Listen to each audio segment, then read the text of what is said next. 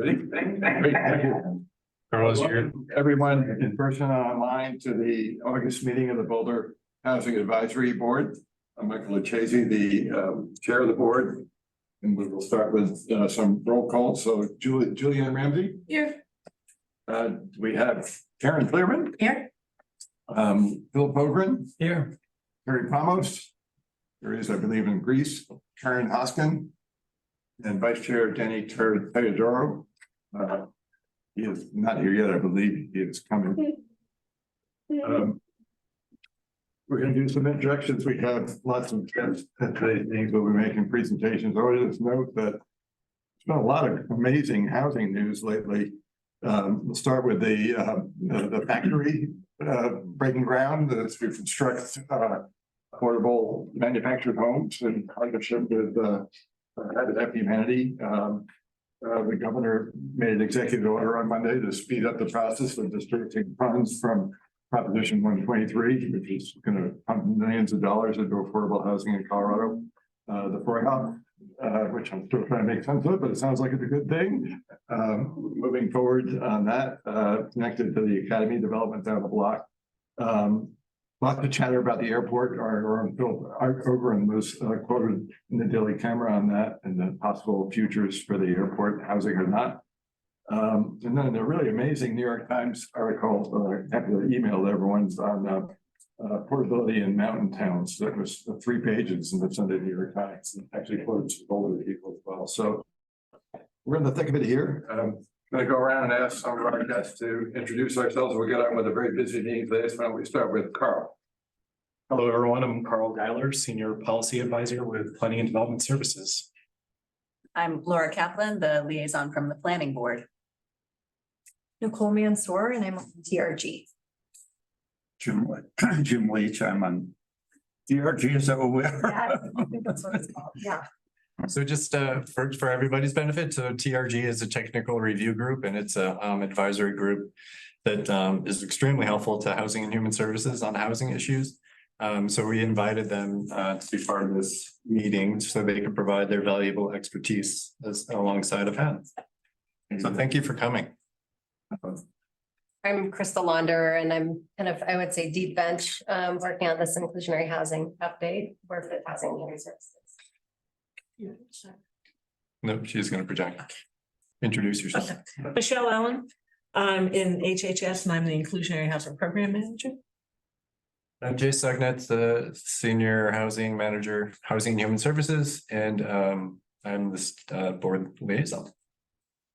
I'm Tiffany Baller, I'm the Board Secretary and the Admin for Housing and Human Services. Great. Thank you. We'll review the agenda. We'll get into it. So that was item 1. Item 2 is reviewing the agenda, which I'm doing now. Next, we'll have item 3, the approval of the meetings. We'll have open comment, public participation as item 4, and then matters from the board. Item 5 is very meaty this month. We have part A on inclusionary housing. We'll be giving input to Michelle Allen and others from the staff on the inclusionary housing update, and we'll have the opportunity to ask questions and have discussion on that. And then part B, which is an action item, which we hope will lead to a recommendation, zoning for affordable housing, public hearing.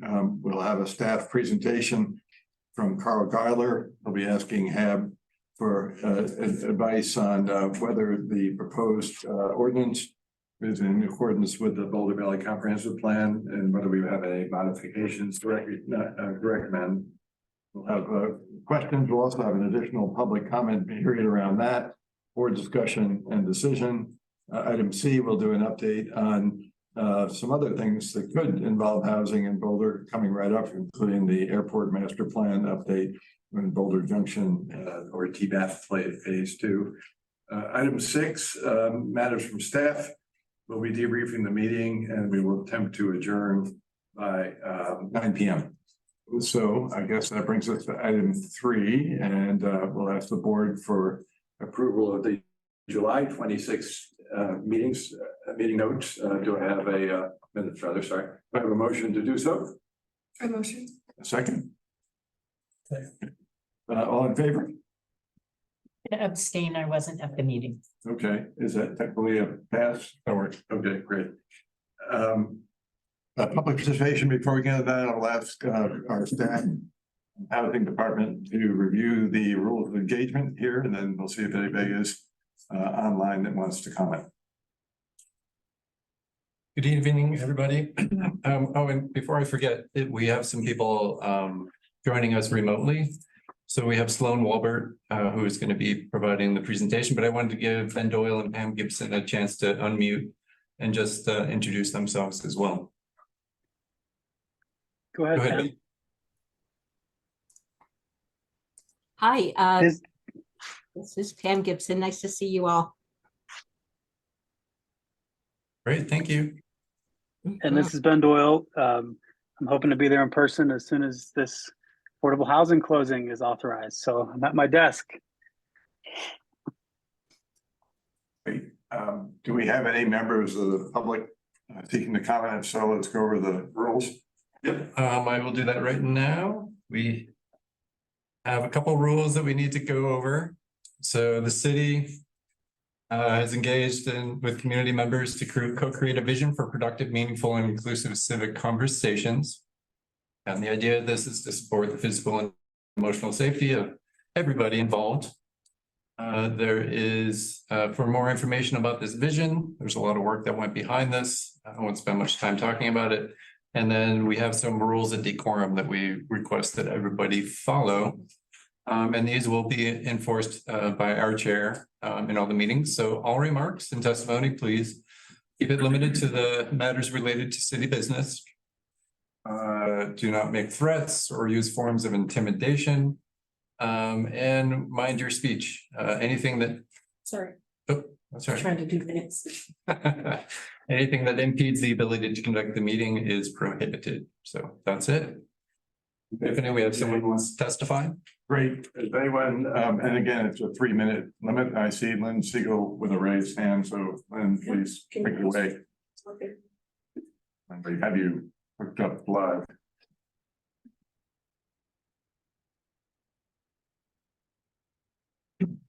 So first I was trying to find the agenda. Michael, is there some problem? Because I see August 8th. I'm sorry, what was your question about the agenda, Lynn? I'm trying to find it. Oh, okay, it should be posted online, right? It should be Yeah, on the it says website. August 8th. Today's the 23rd. Is it Um, bad? Am I not looking the right place? Tiffany, can you clarify? The folder is labeled 08 August, and if you click into it, there should be all of that. I got confirmation from the city. clerk. Oh, is that 8 mean August? The 8th Yeah. month? Correct. Oh, okay. Usually, just FYI, usually folks from the boards put up the agenda right on the first page where the calendar is. That would be easier. That less clicks, any less clicks are great, you know. Anyway, okay, so I'll look there.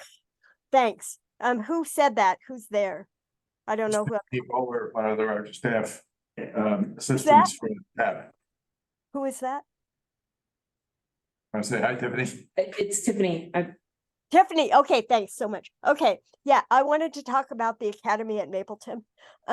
It's kind of interesting because, you know, with the occupancy limit of up to 5 now, can the Academy get up to 5? Because I don't think they want to, because each body is like many thousands of dollars. They massage your feet and everything, I think, up there, because it's for the 3,800 square foot one, it's $12,000 a month.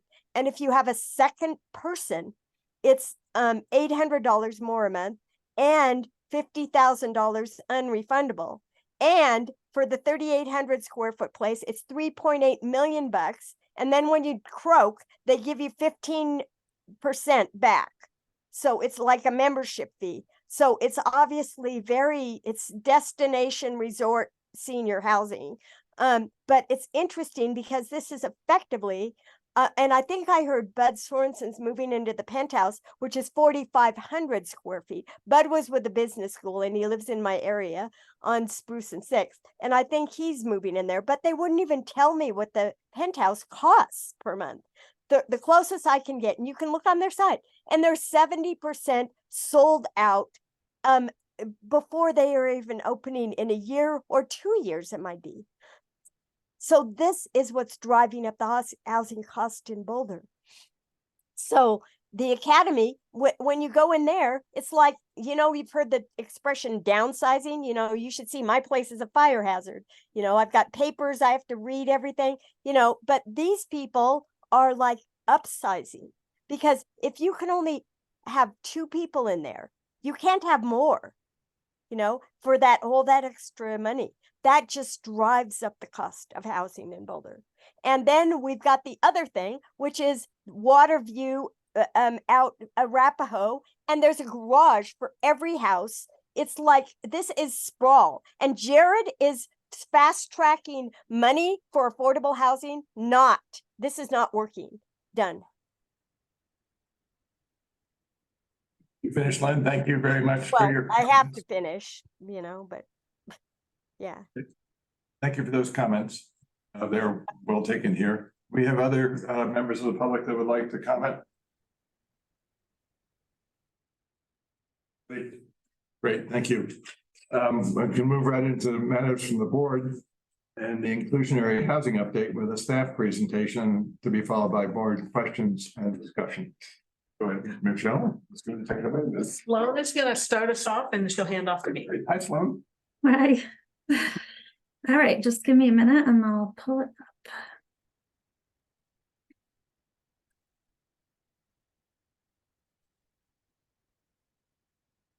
Okay. No.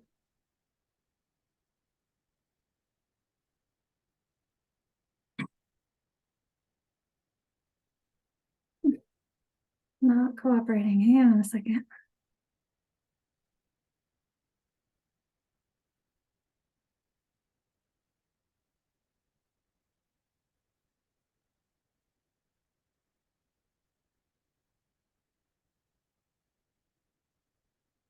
Okay, does that look okay for you all?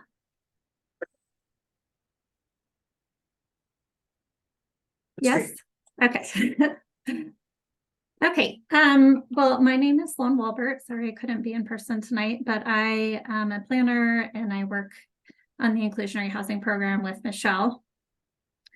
And the purpose of this item tonight is to present options for updates to the city's inclusionary housing program and to receive some feedback on upcoming code changes. I'll cover some of the background and schedule, and then I'm going to hand it off to Michelle and she'll cover the modifications being considered. So council identified 2 priorities related to middle income housing for the 22-23 work program. The first was to consider updates to the existing inclusionary housing program focused on increasing middle income homeownership units. The second was to launch the middle income down payment assistance pilot, which was adopted by voters in 2019. And exciting news, that was launched earlier this month. And so this project is part of a larger effort to address the current housing crisis by expanding housing supply and diversity of available housing types. Other projects to address these housing challenges include zoning amendments, which I believe Carl will be presenting to you tonight, loosening regulations on ADUs, which has been adopted, and occupancy reform. So staff requested direction on the IH update at a study session before council on October 27th. And at that meeting, council directed staff to explore strengthening incentives for on-site for sale middle income housing. They also asked us to explore applying cash in lieu differently to larger homes and potentially applying cash in lieu requirements to the demolition of homes that are replaced with larger, more expensive homes or to large additions. Some of the other items identified for further investigation were modifying the IH rents, adjusting the cash in lieu methodology, and adding more detail to the land dedication option based on some of the lessons learned in recent development projects. So the project is currently in the evaluation and feedback stage. Sort of as a reminder, a joint study session was held in January of this year for the Planning Board, HAB, and TRG, where we covered sort of the history of IH and details of the program. And we hired Kaiser Marston and Associates, also known as KMA, in February to help support the program update. And KMA conducted a financial feasibility study and a best practices analysis to identify housing development trends and inform potential alternatives in the IH program. And that was attached to the memo for your reference. I'd also note that staff has initiated community engagement on the project, and additional engagement would continue to occur through this feedback stage and into the formal ordinance consideration, sort of part of that formal public process. And an ordinance with updated code language is scheduled for consideration and adoption this fall. And Michelle will talk about the next steps later in the presentation, but we are anticipating that the program changes would be effective 3 months after final adoption to sort of allow the updates to the administrative regulations to occur. So it'd probably be sometime in early 2024. So like I said, the purpose of this item is sort of present those update options and receive feedback, which will help shape the code changes. And this is really HAB and TRG's opportunity to ask questions and help sort of shape that code development phase. So as we went through at the IH training earlier this year, the current program really produces very few affordable units through the on-site or off-site options in meeting inclusionary housing. However, a significant amount of units are produced through cash in lieu contributions. And based on the findings from KMA, this isn't expected to change anytime soon. So KMA explored some of nationwide IH inclusionary housing best practices. The report included an assessment of financial feasibility for a range of development types, tested the program alternatives, and reviewed best practices and policy approaches used elsewhere in the country. And based on the KMA analysis, there will be continued difficulty in achieving that on-site for sale outcome through IH. The larger market factors and the perceived risk of construction defect liability have really contributed to very limited for sale housing development in recent years. And changes to the IH program are, unlikely to change those larger dynamics. KMA also found that contributing cash in lieu is currently feasible for sale development if the city would like to enable the provision of on-site units rather than receive that cash in lieu. A reduction in the inclusionary on-site requirement would be necessary so that the on-site cost would be comparable to what a developer would pay in cash in lieu. And lastly, a modification of the cash in lieu structure and methodology is necessary to sort of align the city's program with nationwide best practices. The proposed square foot methodology that Michelle will cover would remove some unintended disincentives to smaller, more market rate affordable units, and would be very straightforward to interpret and administer.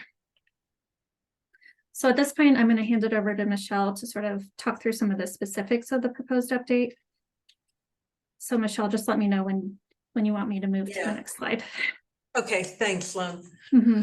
So there are 3 major items that we would like to get feedback on and will be proposed to planning board and council as the major program updates. And then there's a whole table of smaller program updates, but mostly kind of cleanup items and modifications to bring things up to our current practices. So the 3 items that are the large items are to modify the cash in lieu methodology, put in place an amount that is recommended by the consultant, and then change how the cash in lieu is adjusted annually. The second one is strictly for sale, to look at the on-site requirement and to make it comparable in cost to the cash in lieu so that a developer can actually make a choice between cash in lieu and on-site. Right now, the cost for putting units on site is more than double what the cash in lieu. And one of the big takeaways from the consultant work was that cash in lieu is basically at the top level of feasibility for the range of projects that they tested.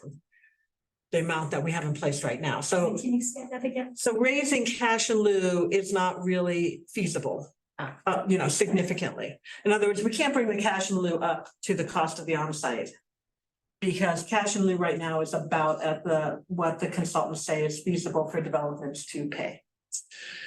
That's, probably the big item out of all three of these. There was a desire for us to implement IH on rebuilt dwelling units. So smaller units that are demoed and then replaced with a much larger unit in particular. And so the approach to doing that will be to explore doing a nexus study to see if the study supports a residential linkage fee. That would be the way to do that. And I'll talk about a little bit more in a minute. And then there'll be a bunch of the table in the memo shows a bunch of more minor updates. So the cash in lieu methodology. So what we're recommending, this goes along with what KMA felt was best practices and what they recommend for us to do, is to modify the cash in lieu to a per square foot methodology structure. We sort of use a modified square foot structure that's tied to the unit requirement. It's complex, it varies based on project size, based on type of unit. It's like unnecessarily complex, and this would simplify quite a bit to just say square foot of residential, there'll be a fee, and that's what you'll pay if you don't want to put the units on site. Adopt the feasible cash in lieu range that would be roughly equivalent to the 2023 cash in lieu amounts. Conduct a feasibility analysis at least every 5 years. So we would put in place an annual adjustment based on a couple of metrics recommended by the consultant, and then check that every 5 years with the feasibility analysis to make sure the cash in lieu is staying within the range that's feasible for developers to pay. So that's the new methodology that we would like to put in place. The other option is, of course, not to change it, to retain our current cash in lieu structure, the current cash in lieu amounts, and adjust up to 10% annually based on the affordability gap.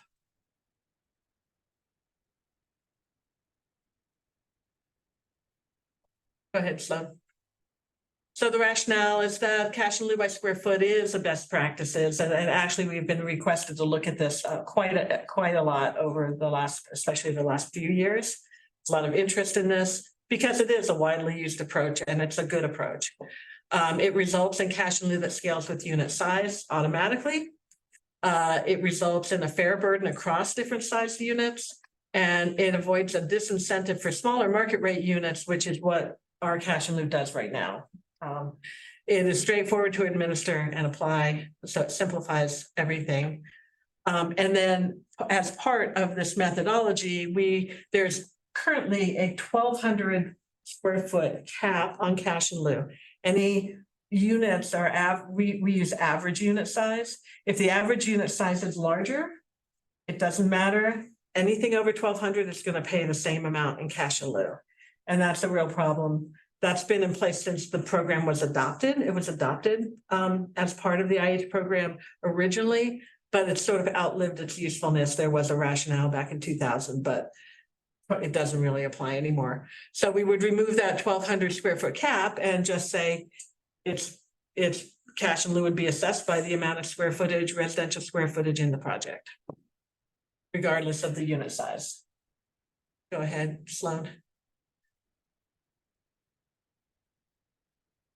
So we want to make sure that we drive this particular point home.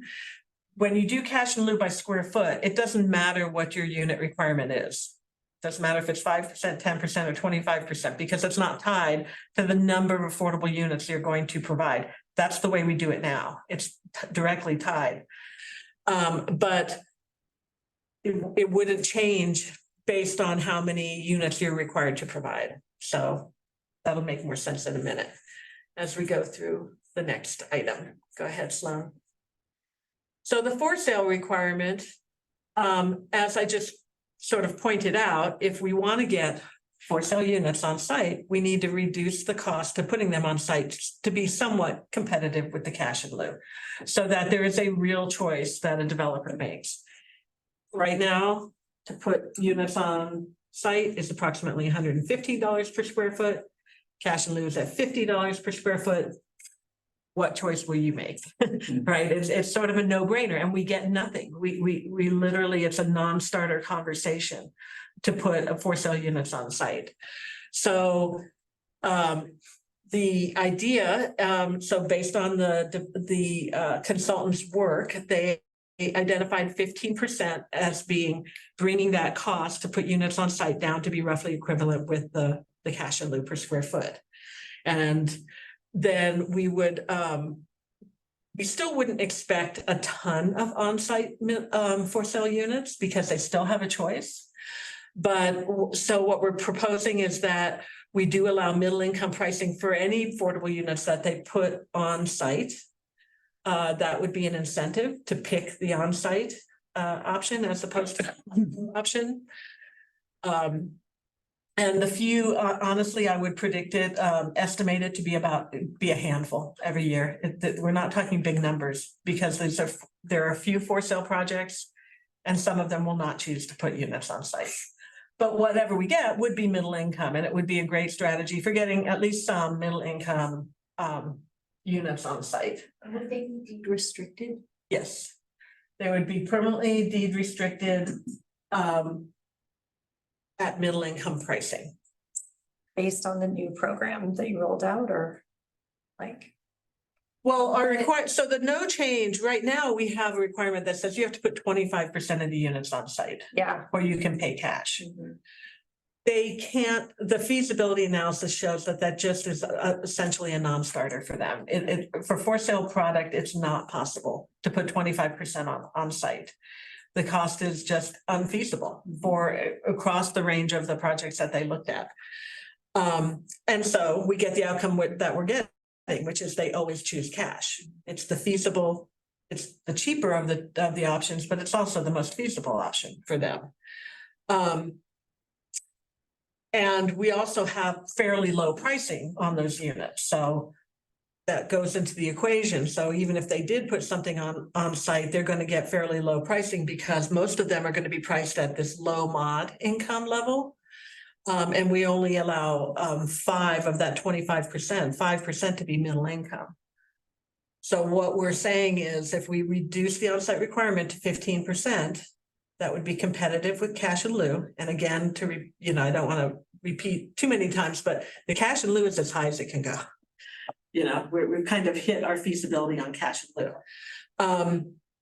And allowing them to all be middle income priced, that was actually part of the equation that KMA, the consultant, did to say what would be competitive.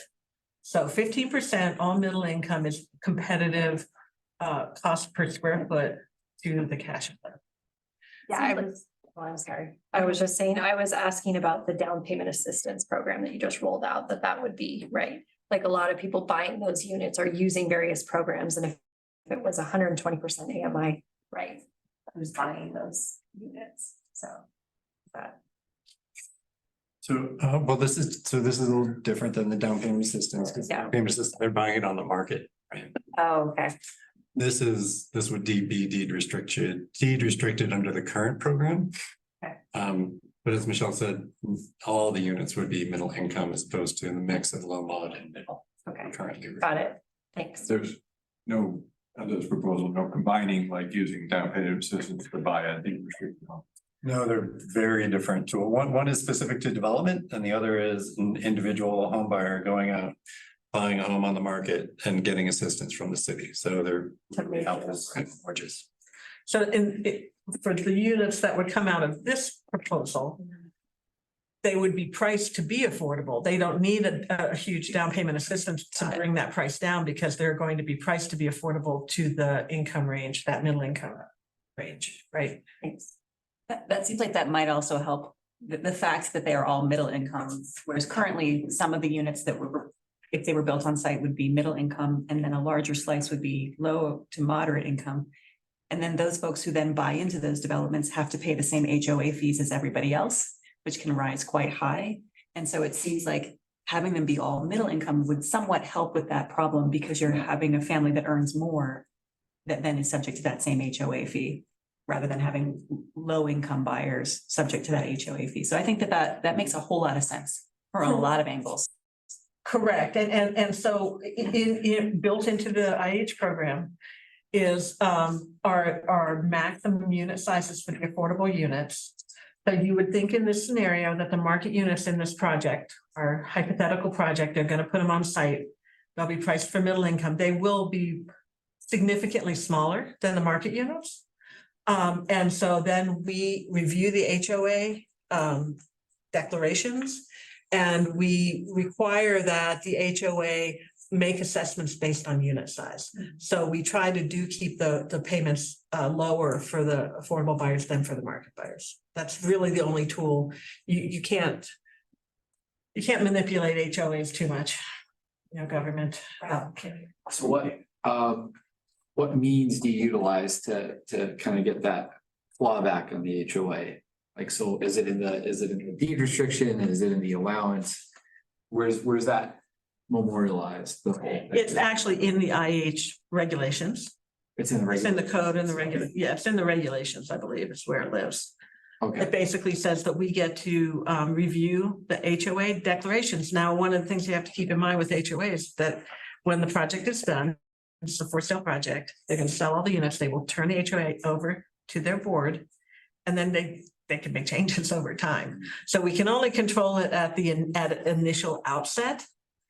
And then we, hope that, so a few things that we typically will do is require HOA training for the people that buy these units, so they at least understand how to work with the HOA.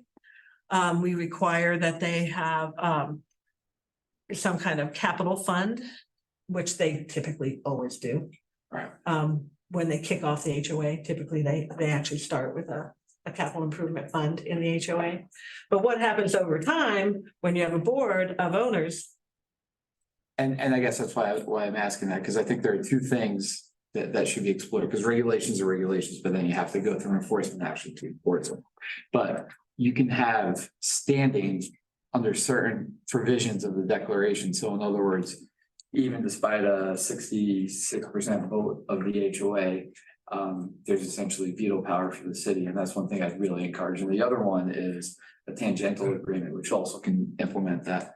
And I think those are really important things, because I think that's, we've heard some concerns on this in the past, including from some residents, and I just think, it's a great approach as far as all this goes, and we definitely don't want that to be something that kind of falls by the wayside as things go on. And so that's something I really encourage, and, I could. Yeah, can you send those to me, Danny? That'd be great. Absolutely. Yeah. And so I've worked with other jurisdictions that have done that. And, I've drafted HOA declarations where we put it right in there and we don't care. It's fine. Right. And I think it's just a great way to kind of resolve that problem right from the get go, because code enforcement's hassle, right? Right. So. What interest? Well, we'll definitely take a look at that and see. What interest rates are you assuming? I mean, when you say, that this is feasible with this kind of a reduced requirement on the 120%, is that assuming the like 7% rates we have now? Because that would lower the price you could sell the unit at. It would. They did use current affordable pricing. And it's a variable. Yeah, it's definitely a variable. Yeah. As interest rates go up, it's a upside down relationship. Interest rates go up, the price has to go down to be affordable to that same group of the income that we're trying to target, the middle income group. If interest rates go down, the affordable price can go up because they have more buying power. I would just add, we've had that issue for the history of the program, and with the new structure, the advantage is that It's only gonna go up based on a certain index, so like the construction index. And then it'll get reevaluated every 5 years. So the current system, the cash in lieu goes up 10% maximum. And the last, since 2018, every year has been 10% because we're It's trying not to change that gap. sustainable. Yeah, it's not a sustainable increase. But yes, I totally see your point. And so they, you know, they could have done low interest rates, medium, high. You don't know where these things are going, but I know that the feasibility study was based on sort of current, which probably, you know, they did it over the last 6 months, 8 months was when they did the analysis. So it's probably a little bit lower than it is today, as it's sort of climbing very quickly. But that's based on the current affordable prices, which are based on the current interest rate. That's another element of risk for the developer, which tends to discourage them from doing it the onsite, but.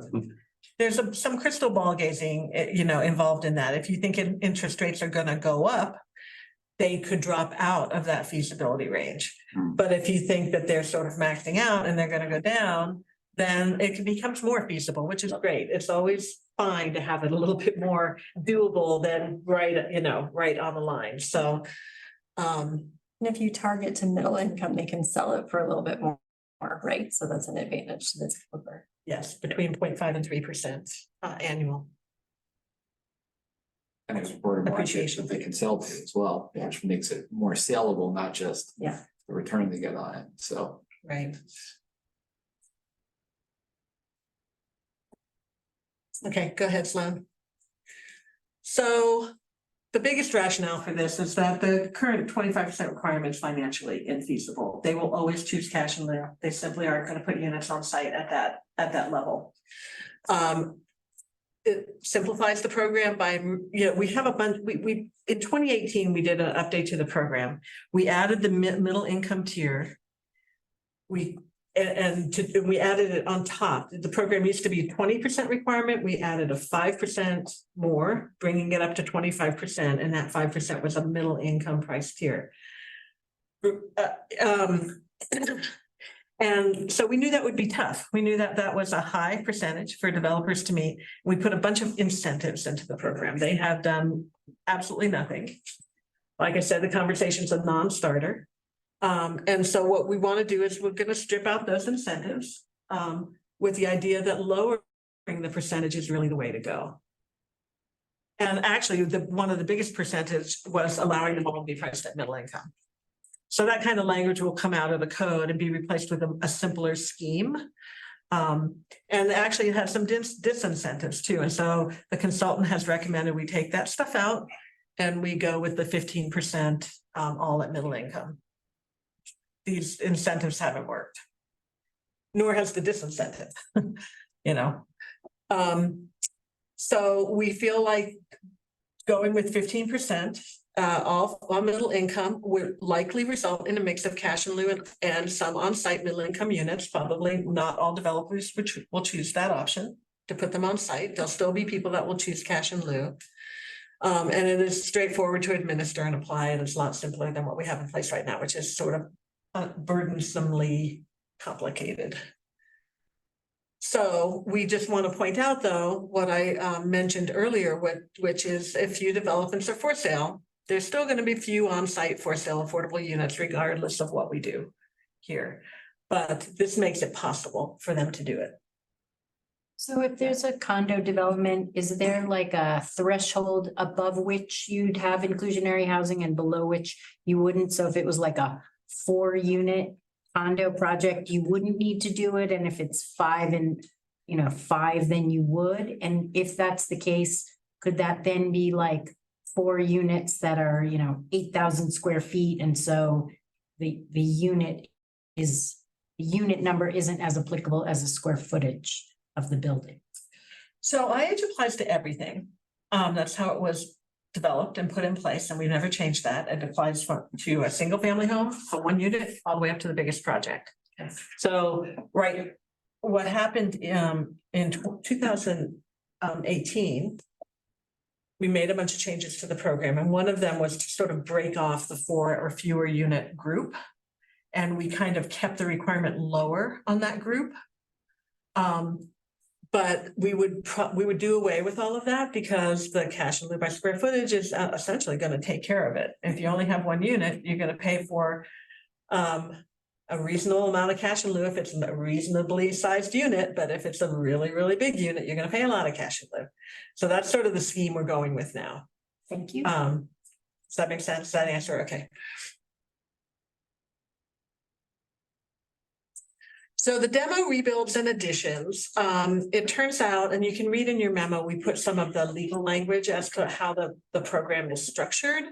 We really can't apply IH to demo rebuilds and additions. It just, the program wasn't made for that and legally wouldn't support that. Basically because IH is based on the fact that as new development happens, it takes up space, and that space is needed for affordable housing. It takes up the space for a unit. So it's really based on new units. When you have a demo rebuild, you're not taking up a space. In the house there, you're going to replace it with another house. So the legal underpinning just doesn't work. Does that make sense? So what the both our attorney's office and the consultant suggested that we explore a nexus study. You have to do a study before you can do a linkage fee. And the idea, and that is totally doable for if you demo a smaller house and you rebuild with a very large house, you can do a linkage fee similar to the commercial linkage fee and apply it. It'll probably be applied on a square foot basis the same way the commercial linkage fee is applied. And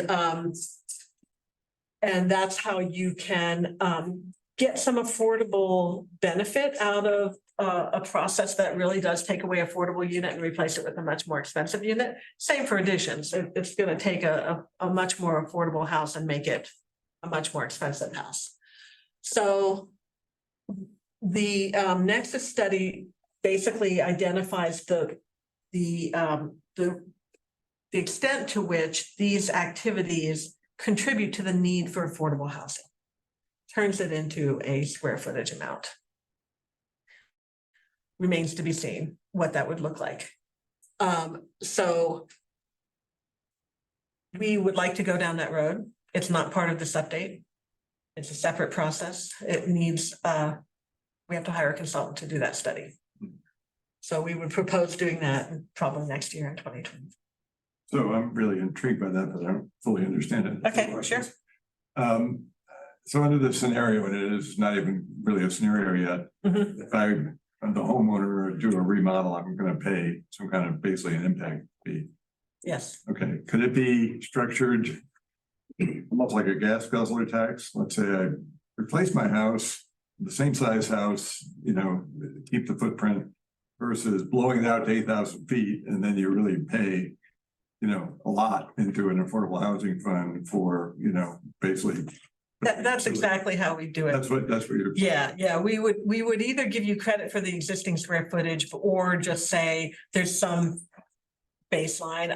When I was first thinking about this and putting this into IH, I thought, well, if you demo, we'll give you credit for 2,000 square feet, no matter what you demo. Most demos are around 2,000 square feet and most rebuilds are about 3,500 square feet on average. Of course, there's huge. Threshold is the existing square footage. What if you're? Or it's just some reasonable number, like we'll give you credit for 2,000 square feet, no matter what you demo. Anything over that, you're gonna pay. You're gonna pay. What if you start with a lot? You know, an empty lot. That's why I'm saying I would only give them credit for 2,000 square feet or something, you know, like, so we'd have to work out those details. Would it be for their existing square feet? Because we don't want that to happen necessarily. If they start out with 5,000 square feet and demo and do 8,000 square feet, I don't want to give them credit for 5,000 square feet. Right. That wouldn't be my preference. So I'd give them credit for a reasonable amount of square feet, everything over they've got to pay. So IH wouldn't apply to a vacant lot that has a home built on it. I just want to clarify. Yeah, so if it's vacant, IH applies. Okay, that's what I meant. Because it's a new house It's a new house. taking up space. Yeah, right.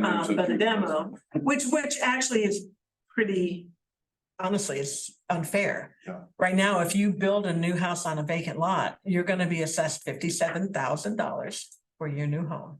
If it's over 1,200 square feet, that's what the amount is right now, What's the amount? $57,000. If it's over It's a lot. 1,200. You're anticipating. What if it's under 1,200, which is never gonna happen, but. What? If the house was under 1,200, Then it scales down. it scales down. Yeah. So there's gonna be. You never see that. Right, yeah. I can't, Yeah. you know. So you're anticipating a much bigger number than 57,000 under this, without naming the number. Well, I mean, the Nexus study has to tell us Right. what that would look like. Yeah. Right. The idea is to get more money for affordable housing on this, right? Right. 57 is what the cash in lieu is right now for a single family home that's over 1,200 square feet. So if we do cash in lieu by square foot, it would be a range depending on how big a house you build. Right now, it's pretty much a set amount because everything's over 1,200 square feet. But right now, a developer buys a small house, knocks it down and replaces it with something huge, they pay no cash in lieu. And get a waiver for IH, they don't, it doesn't. Again, that was adopted when the program was adopted. And it's outlived its usefulness. I know the study is ahead, but if I go from 2,000 to 3,000, I'm gonna pay a certain amount in theory. If I go from 2,000 to 8,000, I'm gonna pay a larger amount. That's So right. you're introducing a sliding scale here based on square footage. Yes. In concept. Yes. Okay. Thank you. And of course, additions aren't assessed anything for affordable housing. So it'd be the same idea. You get some amount, reasonable amount of an addition that you wouldn't be paying anything extra on. But if you're gonna double size a house or you're gonna add, that's why I keep using the term significant additions would then be subject to some kind of a square footage fee. And if you expand your house to do an ADU, that's a whole different category, right? That's different and probably wouldn't apply. We'll make sure it doesn't apply, Michael. Yeah. Right. You don't want to punish people for doing ADUs. No, definitely.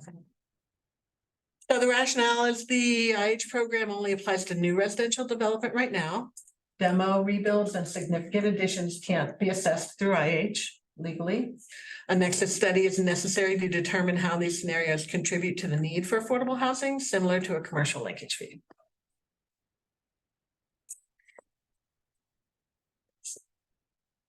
So, Can I ask a question? Is Nexus study like an official term or is it like market research, like? it is, it identifies the nexus between the activity and the need for affordable house. But it might be done by different consultants, but it's a description, like it's.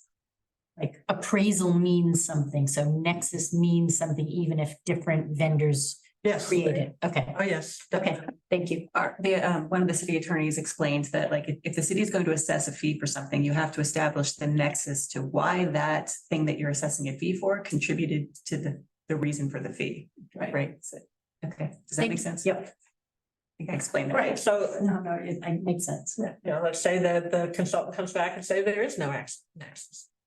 There's no, these activities do not contribute to the need for affordable housing, then you can't. Put a fee. Okay.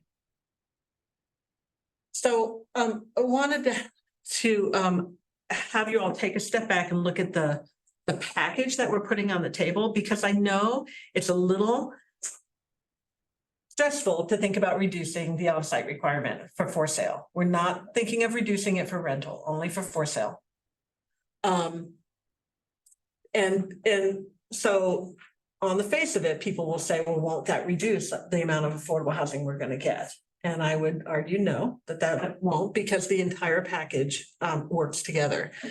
So as a package, the proposed updates will result in no net reduction in cash in lieu. Matter of fact, I think it will be significantly more cash in lieu because of the size, assessing more cash in lieu on larger units. And it may result in some middle income on-site units. That's a choice developers make, but we're making that choice viable for them. The square foot by the cash in lieu by square foot applied to larger units will definitely generate more cash in lieu. There's no doubt about that. The change in for sale percentage does not impact the cash in lieu because it's assessed by square footage. So the change in the for sale percentage could result in some middle income units, great. And then the Nexus study may support a residential linkage fee, which would essentially, I'm calling it cash in lieu, but it's more money into our coffers for affordable housing. So you see 3 pluses and no decrease on this table. And so overall, the package ends up as it says in blue up there, no net reduction in cash in lieu and may result in some middle income on-site units. Can I stop there just for a second? So questions? Is this making sense? Go ahead, Philip. Yeah, the question I have about the for sale middle income units is well, I'm kind of curious, like, so we're like right now we're at this spot where it's like there's been 0, right? And so like now you're saying, Yeah. hey, let's try to get on the scoreboard here. And I guess one question I have is if we were to sort of like retroactively look at what's been built over the last 5 years, or what's in the pipeline now, or what's projected to being built, like what's kind of a maximum possible number of middle income units we could conceivably see? And then also like what's like a ballpark estimate of what highs and lows? So maximum theoretical and then like high and low estimates. You know, that's really looking into the crystal ball. I would can think certainly max- I look would think backward. theoretical max would be something you could figure out. Well, we could certainly say this is what happened in the last couple of years. This is how many for sale units, how many for sale projects came through. It's not many. And then you would have to sort of make a guess how many, you know, if the on-site requirement were competitive, how many of those developers would choose to put them on site? Remains to be seen, hard to know, because it's certainly, even if the two options are equal, it's easier to write a check. Yeah. Right? But I think that some will choose to put them on site. They, you know, honestly, the developers want to help with affordable housing. They want to put the units on site. We're just not making it work for them. And so I think that this will make it work for them. And I think some of them will make that choice. They're certainly getting pressured to put them on site. And You mean like public pressure? Yeah. in the public Community hearings, everybody's asking them why they're not putting units on site. And honestly, the answer is because it's not financially feasible to do it right now. You can't do 25% on site. So then I also seem to recall that cash in lieu might be favorable because of the way that the funding is structured, where you might get matching dollars from Section 8 or from other federal housing programs. And so it seems, I don't know, it seems weird to like put a bunch of effort into something that's going to generate maybe a dozen units or something like that. And I don't know, like why bother with the middle income option, for sale option? I guess that's 2 questions just now. I'm sorry. They weren't Hold this to. Well, no, well, I think there's, let me jump in there. The way, so IH is based on this legal underpinning that says that as land is developed, there is less and less land for affordable housing. And so we have to assess every new development for affordable housing to make sure that we get some out of the remaining land left, right? It's not a fee. Cash in lieu is an alternative to providing units. And you can't just, so if I'm understanding what you're saying, you're like, why don't we just charge them the cash in lieu and forget all this rigmarole? Because you have to have a unit, possible unit outcome based on the way the program's structured. Whether they choose it or not is up to them, because they could also choose to dedicate land. So even though cash in lieu is the preferred that gets used 100% of the time, it's, according to the law, it's the alternative. It is the alternative. They always have the other option, which is to put units on site. So it's not really, so it's not a fee. We don't refer to it as a fee. I try really. Did I say that? Well, I'm just saying, a lot of people Okay, do. it doesn't matter. We call it a contribution. You can contribute cash in lieu of providing units. You can contribute cash in lieu of providing units, right? But I do, that's a really good point, and I can definitely go back and look at how many for sale projects we had and how many units came out of that. It's not many. It's not many. So that's why we say, you know, we want to make sure we manage expectations. This isn't going to result in hundreds of units. It could result in a handful. Which is great, because the middle income goal is hard to reach, and every tool that we have to try to reach our middle income goal is gonna help us. And can I add something also, which is my understanding is that those federal matching dollars are not available for middle income. Right. And so we don't get that. And for sale. For sale. So we don't get that boost out of, when we do middle income units, we don't get the matching. So this doesn't take anything away to have them. It's not like if they build them on site, we get one amount of value. And if we got the cash in lieu, we would get a different amount of value because of the matching funds. There are no matching funds. So it's much more equal with the middle income layer. Yes. So my assumption is that part of the reason why there aren't more for sale developments is because of the construction defect law. So is there anything that Boulder could do to compensate for the construction defect law that would encourage people to be developing more condo units? Or is that like a state law and we can't do anything, or we couldn't subsidize a wraparound policy or? And mitigate the risk somehow. Municipalities have been pulling their hair out for decades now regarding that, and we made some significant progress several years back, but I mean, it is what it is. There's nothing more that you could do. Okay. And keep in mind, it's not just construction defects, because there are other states that don't have construction defects and they have similar trends where everything is moving. It has been rental for the past decade now. Right. It's like underwriting and it's interest rates and, you know. Thank you. And I have a whole lot of thoughts on this that'll hold till we're done, but the one thing that I wanna just bring up and Phil, to the point that you brought up is for any regulation or any regulatory scheme, the reality is you want to make, if you have the wherewithal to make improvements on it, to see where you let some things by the wayside and make adjustments as you go on. It's not just a question of the scope or the number of what you're doing.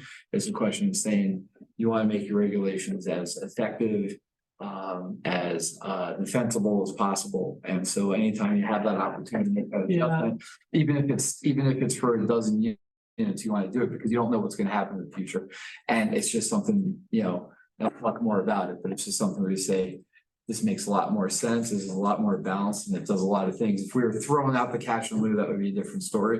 But what we're doing here is trying to make this more effective to hit a broader scope of things that we have. And I mean, 50 years from now, if the city were to annex, 900 acres, I know it's not going to happen, but all of a sudden it's like, whoa, Something is in place that right. works. So you always want to make regulations more effective if you can, right? You can't always, there's only so much you can do. But from that perspective, I think that's the driving notion more so than, the head count at the end of it, right? So. But can I just jump in? So I think Philip does raise a really interesting policy question. When the city adopted the middle income housing strategy, there was a desire to get middle income ownership units. And now it's not so much middle income, it's really ownership is what we're talking about. Right. So to get those ownership units, but they were very clear, we don't want to do it at the expense of low and moderate income households, which is really challenging. Yeah. So even with this small change of going from 25 to 15, if we get on-site outcomes, we're still getting fewer ownership units. Whereas if we had gotten the cash, theoretically, we could have leveraged that money with federal dollars and built more units that are more affordable for low and moderate income households. But they would be rentals. And they'd be rentals. So is it like with all policy, that's fun stuff you get to do. So the program has a lot of ways to generate cash. It will continue to generate a lot of cash. That I can assure you of. And that money will be leveraged with state and federal funds, and we'll put it out there and we'll build more of affordable rentals. And we will probably continue our efforts to do for sale middle income, but we can't produce those in any big numbers. So. I think we're almost done, right? Yeah, this is, I think, there are some additional, one thing I did want to say though, the consultant analysis is hard to get through. Especially, certain sections of it are very technical. Push on through, because the stuff at the end I found really fascinating, which was that they actually reached out, as part of our contract with them, they talked to some of the local developers, I think 10 or 12. I found that feedback was fascinating. Part of that was, why aren't you guys doing for sale? Why is everybody doing rental? So you'll kind of see what people said about that. And then this section that compares our program with other similar programs that are either similar in size or similar in requirements. There's a whole big table, also very, very interesting, but it's kind of at the end of like, they go through a summary, then they go through their feasibility analysis, and then they go through a lot of really technical stuff, but it's sort of at the bottom of all of that. So look for that because it's really interesting. I was thinking about this 15% number and imagining what kind of analysis might have been done to draw a graph and come to that number. It is kind of surprisingly a nice round number, which makes me wonder if it's 14.9. Okay, so yeah, that's what I wanted to ask. I see that when you go through that technical detail, it tells you how they got to 14.9%. It was 14.9. There are some great tables in there, where they kind of, you'll see them. The first one is for sale, the second one is rental. I'm just glad I know it was 14.9 because that sounds like more scientific. So that's. It was 14.9, but only if everything's priced at middle income. Yeah. If you want to bring those pricing down, the percentage actually went down. That was we're trying to make the program work, but at that kind of the highest level that we can get, right? If you want to have some low mod in there, it went down to like 13.5 or something. If you want to have the mix we have right now, it's down to like 12.2. So it is a package deal. You need to have the 15% needs to have those middle income prices to make it kind of cross the line. So there's a table in the memo that has additional code updates. There's a couple of big sections in there about the land dedication option that we did at Diagonal Plaza. We'd only done one prior to that. And that one was honestly a bit squirrely because for a bunch of complicated reasons. So we learned a little bit from the first one. That was where Mount Calvary is being developed right now. And then Diagonal Plaza was the second one. We had a bunch of lessons learned. And so you'll see two big sections on how we want to modify the land dedication. There's nothing groundbreaking or anything about it. It's just to make sure that, we get the outcome that we want. And one of the biggest modifications in there around the land dedication is to say, if you give us land, you have to give us some money because we have to have money to develop the land. So it used to say kind of land, but if the land equaled the value of the cash in lieu you owed, then you just give us the land, but then we have to come up with the money to develop the site. What I have in there now is it said is if you give us land, regardless on what it's valued at, you're going to have to pay half of the cash in lieu that you.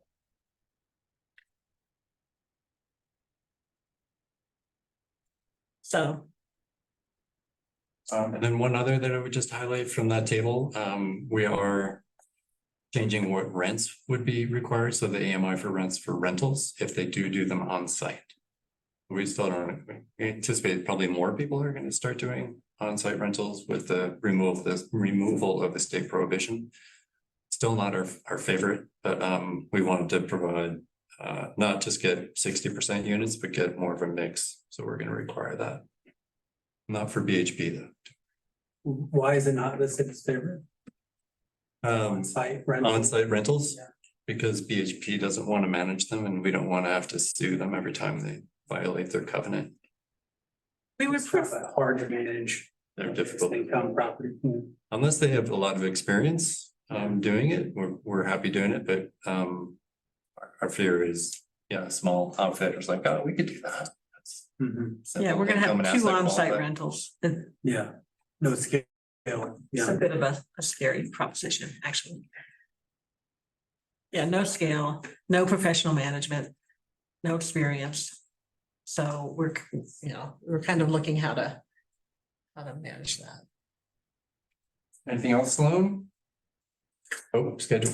So next steps, we have these two meetings, September 5th, we're gonna, planning board, basically do the same presentation. Then we'll go right, that week to city council. We will, actually tell them what planning board's, thoughts were. It's not yet a recommendation, I don't think. But it's more like direction, and thoughts. And then we will be doing a little bit more public outreach, but really gearing up to go to planning board late September. So it's actually coming up pretty quickly. A couple of weeks later, we're going to go back to planning board with council's direction on what the actual code update should look like. And we will have draft ordinance language. And planning board will then make a recommendation to city council to either adopt or not. And Sarah Hab should also be up there. So we'll be back next month. Yeah, second reading, public hearing is already scheduled for November 2nd, so right before the election. Yeah, there's no wiggle room in this schedule. So that's the next steps. And yeah, but any other thoughts? What do you guys think? What do you think of the whole approach? So several things. I mean, I think, first thing, I know just pragmatically speaking, so I represent a lot of developers. They come in and they say, well, this is what I want to do. And I'm like, well, whatever you want to do doesn't really matter. It's like what you can do and what's going to effectively, if you don't get an approval, you're not doing anything. And I think this is almost a corollary of that, in that, it may sound intolerable to go from 25 to 15%, but I think it's really important, cash in lieu is supposed to mean something, right? If we have something where there is, it's just the cash because it's not in lieu because nobody's developing these units. We have to kind of think about that and think about how to effectuate that. I know, we've started gating squarely on missing middle for this board, and the city, broadly in a lot of different perspectives. I think that the down payment assistance program, in a lot of ways, is trying to play catch up, right? So this is something that you can do where, for whatever it is in the future, again, maybe it's 10 units, maybe it's less, maybe it's more, but having something where you say, here's a viable means to start developing some of these units, to start developing, units for purchase too, I think is a really big thing. I mean, it's too bad Terry's not here because what he's been saying, and I absolutely agree, is that it's actually in a lot of ways, renting is a lot more viable than purchasing in Boulder right now. And I think that, that trend, if that continues, it's something that, can really put us in even more of a bind. And so I think the whole notion of saying, units that are, more viable, that they're actually going to be developed and that are going to hit miss middle, whereas some of these other units would not. The other thing that I'd be concerned about with cash in lieu is that law of diminishing returns, right? Is that it's getting more and more expensive to develop. There's less and less land to develop on, et cetera. The variability of the cost of materials, the cost of everything else with that, we can find ourselves in a lurch where it's like, oh, okay, now we can't do this, there's LIHTC and there's a lot of other programs that are available for lower percentage range projects. There's not really a lot of funding available on a federal level and state level for the missing middle right now. And so I love the effort to try to make adjustments on a very effective program and say we want to make it more effective. The square footage aspect, I absolutely love it because, it's just been this void, and a lot of jurisdictions have this void where it's like, okay, it's just unit by unit. And when you do that and you have these big units that have a lot of impacts, if you want to talk about what density is, a lot of the footprint can be energy utilization, it can be utilization of space, et cetera, right? Demands that come from a larger unit, et cetera. And so I think having that where, we're looking at your square footage, and your square footage is going to be the driving factor and not these arbitrary cutoffs. I love that. And I think a lot of jurisdictions need to start doing that. I know some have. I love that the city's doing that because I think it's going to be really effective going forward one way or another, right? And the whole notion that maybe that's an incentive, I know there's other density considerations, but maybe that's an incentive for a developer to build units that are smaller and more practical and efficient, and we can get more units in that can house people, even if it's market rate. It's still going to be something that's more on this side of the market where you can actually get people that are coming in here and buying that aren't super wealthy. So from all those perspectives, I'm very supportive of this. I look through anything like this with a cynical eye to begin with, but I think it's a really good step in the right direction. And I'm relieved to see it because of those things. The one thing that I will say regarding the Nexus study, and fully understand what that is, and it's absolutely imperative to do that. But I like to see a huge impetus on that getting done as soon as possible, because I think we're really lack of a better term right now, leaving a lot of meat on the bone. So I've lived in South Boulder for past decade, and it's essentially every single, so like you're saying, so a lot of those homes have historically been rentals and stuff too. But what's happening there is no different than you'll see in any mountain town, which is a little home that's for a local person or whatever. And a lot of times people get older, or they get priced out for whatever, their families grow. Every single one of those are sold, and then these mega homes are put there.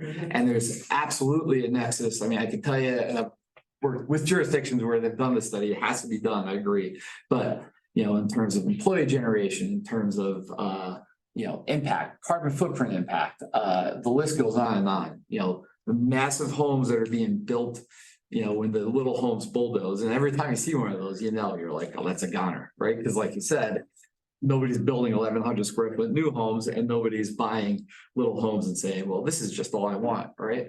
I would love to see a real, expeditious impetus put on that Nexus study, because it's I think a really important part of everything we're trying to do, and something that can really hold some accountability for a lot of the things that are happening here that do have significant impact. So yeah, I agree. So Sloan and I, what we do, we're essentially development review planners, and we apply the program to, if it has a residential component, we look at it. Every residential unit built in the city, Sloan or I is looking at it and assessing it for IH. And I tell you, what I tell people all the time is, we do demo replacements all the live long day.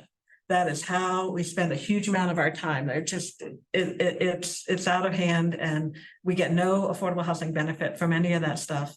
And yeah, there's a lot of them. Yeah, tons. It's really all we ever see, because there's no lots. Very, very rare. It's like the unicorn that somebody will come in with an empty lot and build a house on it.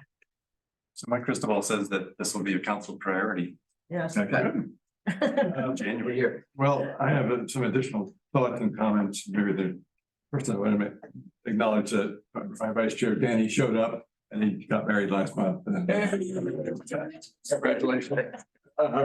So the mega home thing, my head is spinning, and I don't know if it's going to make sense. I'll give it a try. So the scenario is, Danny just described, a little house gets blasted, replaced with a mega home. So like, what are the consequences of that? That certainly happens in my neighborhood all the time. Somebody builds a 5,000 square foot house, property values in the neighborhood go up, which make it less affordable, and your property taxes go way up. Like, I almost see this as an opportunity to start reaching toward a different outcome on that. But you have to think beyond just, well, maybe it's like the intended consequences otherwise of having this kind of fee on redeveloping single family homes. Contribution. Maybe it could be kind of a disincentive, like I can't afford to build an 8,000 square foot home. I'll build a smaller home and not pay so much fee. That could be kind of a good outcome. Maybe it crosses a boundary and goes into the area that Carl's going to talk about zoning for affordable housing, where you might decide you want to do a duplex instead of, if that were legal, instead of a big single family home. Maybe there's some relation to IH in there. I talked to a developer today just about mountain housing actually, and he said he's considering developing market rate housing, but with a deed restriction. So you actually don't need a subsidy to build it, but it kind of grows into affordability over time with that deed restriction potential. I mean, there's like a lot of creative thought that can go into this. And I would really encourage our wonderful housing people here to, be creative and think about crossing over into other categories beyond, purely IH or zoning, and how they might interact with each other. But I think you've really done a good job here. And again, fast track the next study, see where that goes, then get creative with it and see what else you might get for some positive outcomes related to housing. Anyone else? Well, you guys come up with the ideas and Well, that's what we're trying to do. I think, what you're doing with this square footage thing is a great idea. I'm a little skeptical on the, whether you're really gonna get, even middle income units integrated. At least my experience, when this program started out, the way we were able to get, affordable units on site was because we were able to acquire sites based on a certain density, and then we could add those, and we got basically free land for the affordable units. Right. And that's why I think this ties in with, I guess what Carl was gonna talk about, but the changes in zoning. I mean, it's just like, I think Michael just mentioned, it's these great big houses, and if you get people an incentive to do a duplex or triplex, that is much more in tune to where you want to go. So I think you have to look at how all these things interplay with each other from a developer standpoint. You have to balance all that and come out and figure out how to at least break even on that deal. I have a follow-up question. Wasn't there a time in Boulder when entire neighborhoods were developed with the restriction? I'm thinking like Wellman Creek. This is going back 20 years. Wellman Creek? No, Wellman Creek is not, Wellman Creek was probably an annexation. So annexations are different. Annexations, we can say you have to do affordable housing, and cash in lieu is not an option. You don't have, it's negotiated, and basically we don't negotiate cash for an annexation. So big chunks. So it used to be we could get 50 or even more than 50% of the units in an annexation to be permanently affordable. They had to figure out how to make it work. And they could back in the day. Now they cannot. And it's actually an issue that we're also looking at, along with updating the IH program, is kind of looking at the annexation requirements, because nobody can do 50% anymore. Right. Especially not for sale. You're talking about it. If they can use federal money to do rentals, they might be able to do it in a rental project, but not a for sale project. So we've actually dropped down. We're at about 40% now. Even that's a really hard lift for an annexation to do. So I think that's where you must be thinking. Yeah. That's where we get the big percentages. I'm also thinking of Danny's point about, you make regulation, think about how it might be used in the future, not just today. And maybe there are annexations in the future that would benefit from a more robust IH policy. Right. Well, that made me think of something. I lost it, but yeah, I mean, annexation policy, it's totally, we don't really have a policy. Every annexation is negotiated individually, but we do have sort of guidelines and that we look at to try to keep consistency. Your point's well taken. I mean, the idea of if we ever do get to the point where we could allow a duplex or a triplex on a single family lot. So what are the impacts of our changes today on that? And from my perspective, I think it's actually positive, because basically the idea that you're building more units, smaller units, you're still paying your cash in lieu obligation. But it's going to be a smaller amount for those smaller homes. Well, we think, and the consultant thinks, that this will be effective and we will see some on-site units. But you have to just monitor it and see what happens. And if we don't see anything out of this, we come back in a year or two and we say, yeah, nothing's lost, because what it means is they're still going to pay all cash in lieu. Right. So And at a more effective the incentive and disincentive scheme we had before didn't work. We think that this will be a more effective way to do it, but we just have to kind of watch and see what the developers do. The developers have to have choices in the program. I guess the point I make too is that since you're kind of getting under the hood of the car anyhow, and you're fixing the square footage thing, which I think is great, Right. might as well put these in place and see if it works, right? Right. And if you got 10 units, great, that's 10 more units, right? That are currently in that cycle, so. Yeah, I mean. Go ahead. I have my comments whenever. Yes. I'll go now. So to keep things moving, this is a fantastic topic and a really great presentation. Everyone's had some comment in here. Do any board members have additional comments, questions? Well, if you do. I have comments, yeah. Okay, please.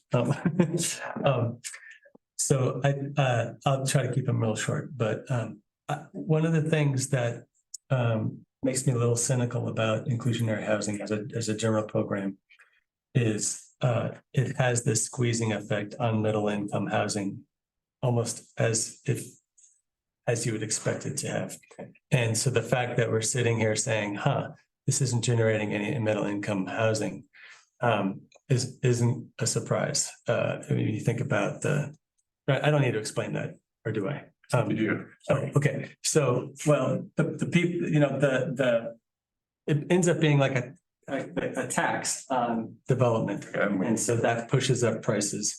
And so you have some affordability, and you have increased prices on what's left. And so that's the squeeze I'm talking about.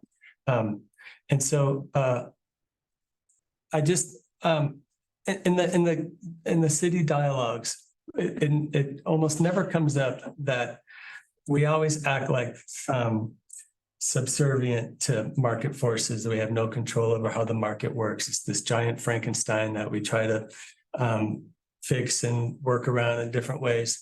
And I just want to say out loud every now and then that it would be great if we could figure out ways to make the market work for us, rather than always trying to look at it, see that it's there, and then just constantly working around it or distorting it in ways that actually work against our goals. And so I hope that somewhere somebody's talking to economists who are thinking outside the box about how to fix these problems. I've read a few things that suggest that there are ways to make the market work for us. But actually just getting that dialogue going is just incredibly difficult, because everyone in Boulder is an economist, and we all have these ideas about how it works and how it has to work. And, so I have one more comment. Yeah. So I just wanted to say that the other thing is that I am discouraged by the notion of having city council put focus on something that may or may not generate some, just get on the scoreboard at all. I do appreciate Danny's point about we have regulations that clearly aren't working. Let's go ahead and fix them. But when I think about some of the other proposals for middle income housing, like the planning reserve or the airport, where you could build more than a dozen, you could build thousands of units. I would really rather have city council focus on something that's going to make a real difference to people who need middle income housing. So I'm not against the reforms, and they sound totally reasonable to me. I would rather have this system work, at all, and really, in terms of generating the affordable housing. But in terms of a priority for city council, I'd really love to see thousands of middle income homes rather than some. Those are great points. A couple of things to add. Yeah, I think we can make the markets work better for our outcome. There's carrots and sticks, for example. That's probably a lot of good thought has already gone to that. I agree with you about the big sites, and that's maybe where IH can be applied and really create a lot of housing. We can find sites like that. The thing I didn't mention earlier is TVAP is huge. Going to generate a lot of housing. What kind of housing? What size units? And so all things to think about. So I think that's it. It's great that council is taking every piece of this one piece at a time and making changes. We've already seen some. We're going to see more before the election. And we've already made a recommendation about the planning reserve, for example. And I hope that's something that'll get onto the work plan and they'll start thinking about making something happen. We were successful. Convincing them we're tinkering around the edges. Project. Do we have time for one more question? Of course. So, when you have been doing your analysis and you talk about on-site, middle income housing, do you get any sense of whether these would be 1 bedrooms, 2 bedrooms, 3 bedrooms, like middle income, but not necessarily family housing? Like, do you have a sense of like what the unit mix might end up being? So the one of the most defining characteristics of this program, of an IH program, is that it is a mini-me. It is reflective of whatever the market's doing. You get a cut of the market. So if the market isn't producing family housing, IH, the way it's structured right now, won't. Because the way the whole program was designed, if you're doing all 2-bedroom units, your IH requirement is all 2-bedroom units. Okay. If you're doing all townhomes, you have to do townhomes. Okay. Doesn't have to be that way. And sometimes, so we do have the ability in the program to have some flexibility. And I've actually done it a couple times in the past where somebody came in and said, actually, 29 North, the apartments at 29 North, they did 2 offsite projects, one for sale and one rental. And we had that discussion and said, well, you're not required to do any 3 bedrooms, but will you? Can we, so you basically do a bedroom for bedroom or something like that, right? Like instead of a 1 bedroom and a 2 bedroom, could you do a 3 bedroom? And I think we got 2 out of that, but the program right now just basically says if they're doing all efficiency units, that's what IH is. That's the requirement for IH. It usually goes the other way around. If they're doing like 2 and 3 bedroom units, they typically will say, now can I meet the requirement with studios? And I'll say, well, with twice as many studios, maybe, there has to be an equivalency. It has to be additional community benefit, or at least equal. Okay. Right. But I typically will not even entertain that conversation. I'm like, nah, it's 2 and 3 bedrooms. That's what you need to do. There would have to be some driving reason as to why we would say, oh, sure, we're going to take a bunch of efficiencies when if it's good enough for the market, it's good enough for the affordable, right? So. Thank you. Yeah. Any other questions or comments? Specifically call out Pam since she's been quiet. I just want to make sure she has an opportunity. Ask questions. Okay. Sure, I appreciate that. I actually don't have questions. I enjoyed the presentation and the discussion and just following along at this point, but thanks, Jay. Great. I Would you need to be introduced or, because I don't know who you are. Yeah, sorry. Like Ben Doyle, I'm on the TRG. I would second a lot of the thoughts. I think it's good to improve a great program. This seems like thoughtful set of edits. I also share, I don't know if concerns is too strong, but questions about where council's spending time, just bang for the buck. I'm curious about the zoning presentation. I suspect the greatest bang for the buck would be turning single family lots into duplex, triplex lots. You do the reserve, it's a one-time thing, same with the airport. Be great in the moment, but it doesn't really affect in a sort of citywide perspective. So anyway, support what you guys are doing. Totally agree on the nexus study for the demo and addition piece. Hurry up there. Because that seems to be a lot of what's happening now, given the current state of play with zoning and market forces. But one thing I would throw out there about the reserve is that it's not in the city. It's, as you all know, Right. It's not annexed. It would not be subject to IH. It would be subject to a negotiation of affordable housing through annexation. So you could have a totally different outcome. Yeah, you could have, you can do all the ELUs you want, but we want family friendly housing on the affordable side.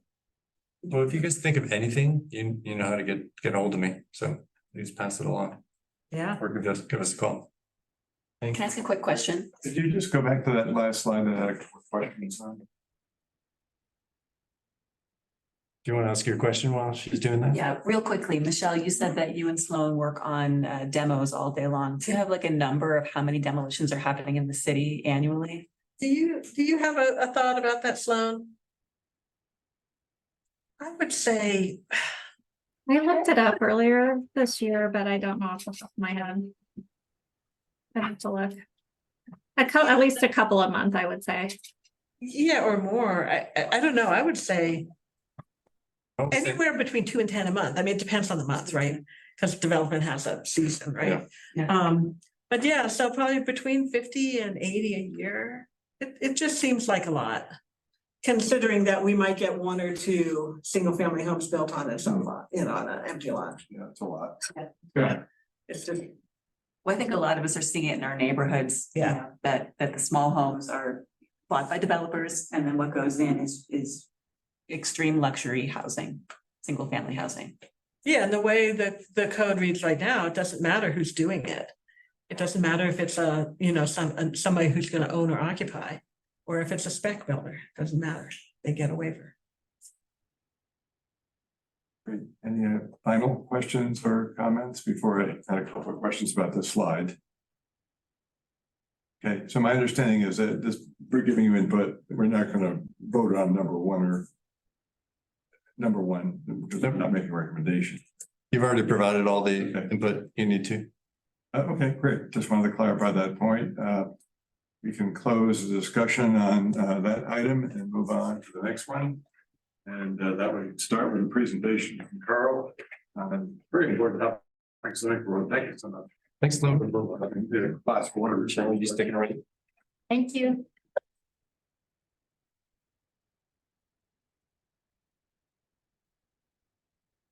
Everybody just leaves. Yeah. Any questions?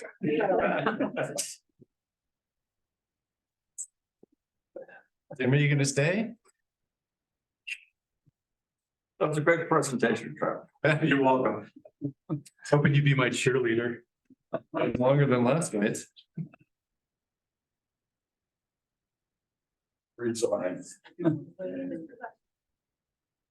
I'll stay on, Carl, if you need me, okay? Okay, I'll be cheerleading. thanks.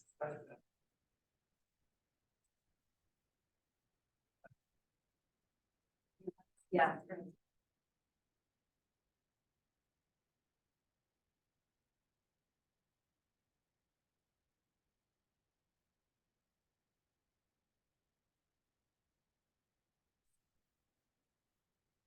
Fine with, just take a quick water break and we'll be back. To the meeting in just a moment.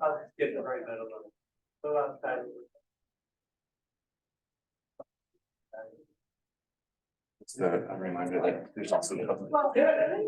This is a public hearing. Yeah, all right. So, and there are 6 people that want to speak. Oh, okay, so, yeah, I see, we have the. Food, that's what's happening. Best. Did you get to? What's that? Did you get to? Yeah.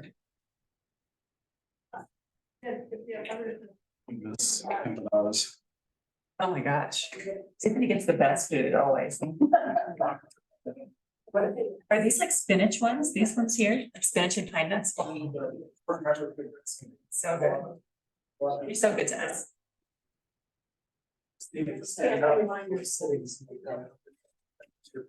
Yeah, it really is. Right, rock and roll, a big topic. Right, I thought that was a big topic. That wasn't. It's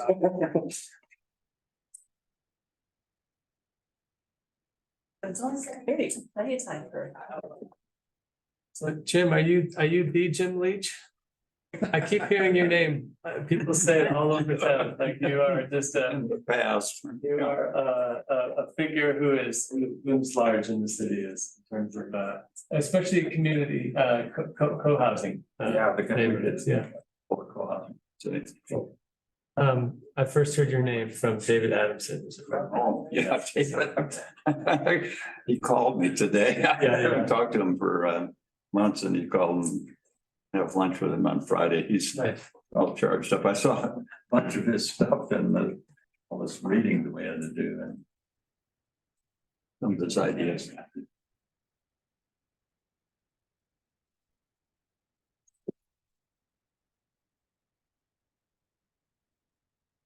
Okay, we're settling in for item B. Zoning for affordable housing. This is a public hearing. We have some members of the public who are listening in or are going to want to comment. We'll get to that in good time. A complex subject, but we'll cover it as efficiently as we can. And so we'll start with a staff presentation from Carl Geiler. Thank you, Chair. Good evening, board members. Again, I'm Carl Geiler with Planning and Development Services. Tonight, we're going to talk about Ordinance 8599. The project is called Zoning for Affordable Housing. You'll recall that we talked about this twice before this year. The last time, I believe, was in March. I'm not going to read all the words on the slide, but this just kind of sets up the problem statement relating to the housing crisis in Boulder, much like in other communities across the nation. And we've seen some recent trends where many cities have been making edits to their land use codes or zoning codes to remove barriers to housing in cities, to get more housing, to get more smaller and modest sized units. So that's something that we're really working towards with this. Looking at different aspects of our zoning code related to density calculations, form and bulk standards, intensity standards, and parking standards to kind of peel away some of those barriers to housing. So this is the title of the ordinance. The purpose of tonight is to hold a public hearing on the ordinance for the Housing Advisory Board to deliberate the ordinance and then make a recommendation to City Council. These are the questions we pose to the board. So does the Housing Advisory Board find that the proposed ordinance implements the adopted policies of the Boulder Valley Comprehensive Plan? And then secondarily, does the Housing Advisory Board recommend any modifications to the ordinance? We'll come back to that. This is a slide I showed the board not too long ago when we talked about occupancy. So I'll go through this briefly, but just basically, you're all aware of the Senate bill that went through the state that actually did not pass, but it did touch on a lot of these zoning topics that we've been talking about: ADUs, occupancy, middle housing. It's possible we might even see a future iteration of this that, you know, will impact our work. It's something that we've been monitoring.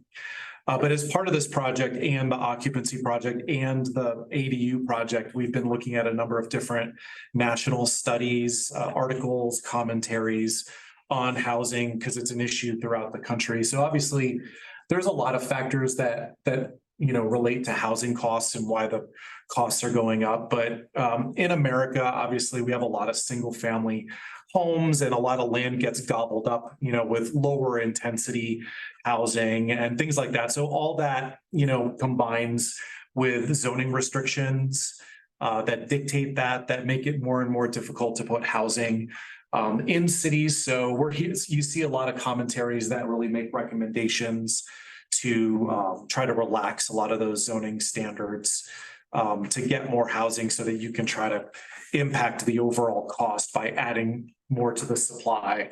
Obviously, Boulder is I would say an extreme case, much like cities in the Bay Area where you have constrained land, you have a highly desirable place where people want to live. And then you have, you know, zoning restrictions on top of that drives up the cost. So there's kind of a multi-pronged approach that has to be taken on this issue, you know, combined with the inclusionary housing project, ADUs. There's going to be more that we do after this. Obviously, this is an ongoing thing that we have to work on, but no one option can solve the problem. But we recognize that we're moving, you know, down the field. Same issue exists, particularly in West Coast states where they've passed state legislation to affect housing costs by being more lenient on different housing types. We've seen that in Washington, Oregon, and California. as well as like you've heard about the city of Minneapolis, taking some big steps. But one thing we wanted to make really clear is just what do we mean by affordable housing? There's kind of a broad array of what we're talking about here. So there's the permanently affordable housing, the deed restricted housing that relates to the IH program. That's certainly part of this discussion, but we're also including attainable housing. So that's households that pay no more than 28 or 30% of their income on housing. And also just a focus on more market rate, modest sized housing. So obviously trying to get more small market rate units is important to bring down costs. If you have a market or you have zoning that just inherently encourages larger units, they're going to be more expensive than the smaller units that you can get by virtue of smaller square footage. So we're trying to look at changes to the zoning code that can try to encourage more smaller units. And the point of this being is that if we can change the zoning to allow more housing, more units, that's more housing that gets pulled into the IH program. That's more inclusionary housing fees that get put into the affordable housing fund. It's more money that the city can use to leverage with federal and state dollars to get more housing built in the city. So there's a lot of reasons to relax these regulations. I'm not going to go into a lot of depth on this slide. We have talked about this slide before. But the point we wanted to make was just that this project kind of grew out of a number of things. So like the Diagonal Plaza project was one example that the zoning out there was more allowed more of a kind of a suburban type project with 1,200 square feet of open space per unit. And that basically, when you look at it on that site, drives larger sized units. This is something that we see in a lot of zoning districts. I think BR1 is like the easiest one to describe. So basically, and Jim might understand this like from a development perspective, but like you take an FAR that applies to the site. So in BR1, you have 2.0 FAR, you figure out how much floor area can I build? You get that number. But then when you apply the zoning restriction of 1,600 square feet of lot area per dwelling unit, you take that floor area and you divide by that number, the outcome is usually a pretty large average sized unit. So like when you look at a 5-acre site, it was like 3,500 square feet was the average housing unit size. And, you know, we've heard from developers over the last few years that that's like, you need to change your zoning because you're just encouraging these larger size units. So by getting rid of that 1,600 square feet of lot area per dwelling unit, that goes away. Then they can use that square footage, break it down and get smaller sized units. So in the case that we're showing here is that, you know, with Diagonal Plaza, that's what they did. And they got a significantly higher number of units, but generally within the same development volume that would be allowable before. And then with that, you get more IH applicable units. In this case, it was like we estimated around 40 extra units from it. So this is the reason why we're looking at a number of zones to make this change. So another part of this project is obviously trying to get more missing middle housing throughout the country, and especially in Boulder. You'll notice that a lot of times we're just mostly getting at the ends of this spectrum, this transect, you know, where you get single family homes or you get stacked flats, you know, 4 and 5 story buildings. So we're trying to look at ways in the zoning to try to encourage that middle housing like duplexes, fourplexes, and townhomes, things that are more scaled like single family homes. And like when we look at our housing types right now, I think middle housing only accounts for about 9% of the housing units in Boulder. So this project kicked off at the retreat with City Council in 2022. Again, they asked us in response to the Diagonal Plaza project and other factors to look at loosening up the code. And then we came back to council in March of this year with a study session. It's kind of these 3 main themes. We really firstly started looking at some of the zones that were problematic, and they tended to be in the areas where the Boulder Valley Comprehensive Plan encouraged more housing, but those were the areas where it encouraged more large units in the zoning. So we started with that. We talked about duplexes and triplexes in like lower density areas. We didn't recommend at that time moving forward with that just because there weren't necessarily that many additional units you could get in the rural residential or residential estate areas. But we took another look at it and looked at the low density areas. And there's actually quite a few, the potential. So I'll talk a little bit more about that. So then we talked about parking modifications, just basically looking at where there's some barriers in the code. Like if you have a project that's predominantly 1-bedroom units, there's a 1.25 parking space per unit requirement. We've heard through the years, that should just be 1, so just, or looking at parking reductions, making it easier for residential projects to do parking reductions. So we've looked at that as well. So council basically told us to move forward with all of these options. They did make some suggestions. Firstly, to take another look at all of the high density residential zones, because this is a part where the zoning doesn't conflict with the Boulder Valley Comprehensive Plan. There's no cap on the density, so we have some more flexibility to allow more housing units. So this slide shows where all the high density zones are in the city. So we did take a look at those. We also started thinking about, we weren't necessarily looking to change all the site review thresholds, but how could we encourage more middle housing? So we also looked at trying to exempt out projects that did middle housing. So I'll talk a little bit more about that. So in our pass on duplexes and triplexes, again, we looked at the number of lots within the city. There are quite a few lots that that have the potential to add units. So what that means is in the low density zones, you have to have a minimum lot area per dwelling unit, and that is capped in the plan. So in order to allow, even more than this, you'd have to really open up the comp plan and go through that process of visioning and then implement it through zoning. But we did find that there's the potential for over 1,600 units over time. And this exists today. So basically someone could subdivide their property today based on their land area and add a single family house. The reason that they've not done that might be just their own personal preference, or it could be, based on topography, like they just can't meet the subdivision regs. So we do think that this change of allowing duplexes and triplexes on land that has the lot area could actually encourage people to do conversions of their house. So they might not have been able to do a subdivision before because of topo. But if they have the land area, they could actually convert their house to a duplex or a triplex if they have the land area. So that's why we thought this was a good step to move forward on. And one thing I wanted to make clear too, and I know there's some concerns in the community about this, is that we already have what we call compatible development standards that apply to a lot of our single family zones. There's a lot of regulations that apply to a single family house, floor area ratio, lot coverage, bulk planes, solar access, sidewall articulation. What we're proposing in the ordinance, I'll touch on this later, is all of those same things are proposed for duplexes or triplexes to keep it, so it fits in. So council asked us to do a lot of community engagement on these topics. So we've heard kind of a broad array of feedback on this.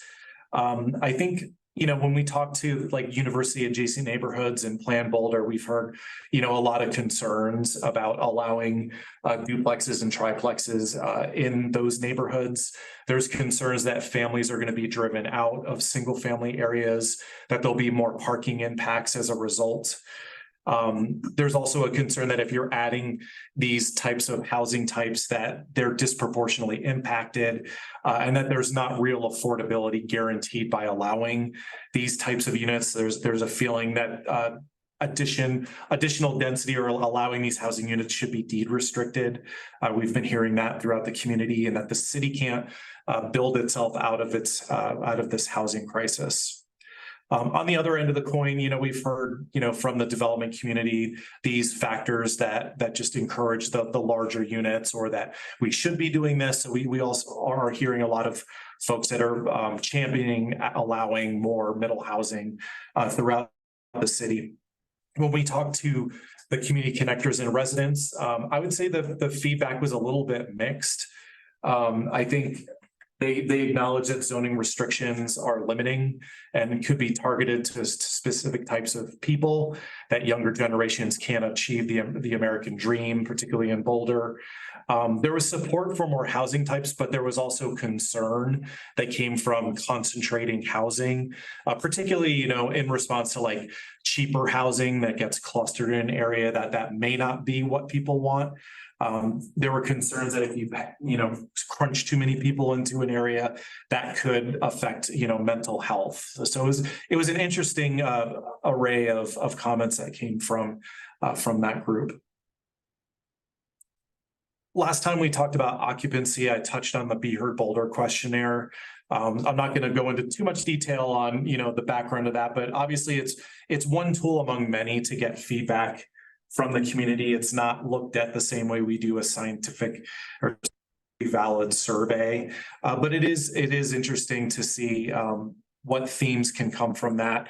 And when we asked questions specific to allowing duplexes or triplexes or the things that are proposed in this ordinance, there was mostly there was a majority of support for adding additional units in the growth areas. So in like high density areas and the neighborhood centers, the Boulder Valley Regional Center, there wasn't as much support for duplexes and triplexes, but it was more than half.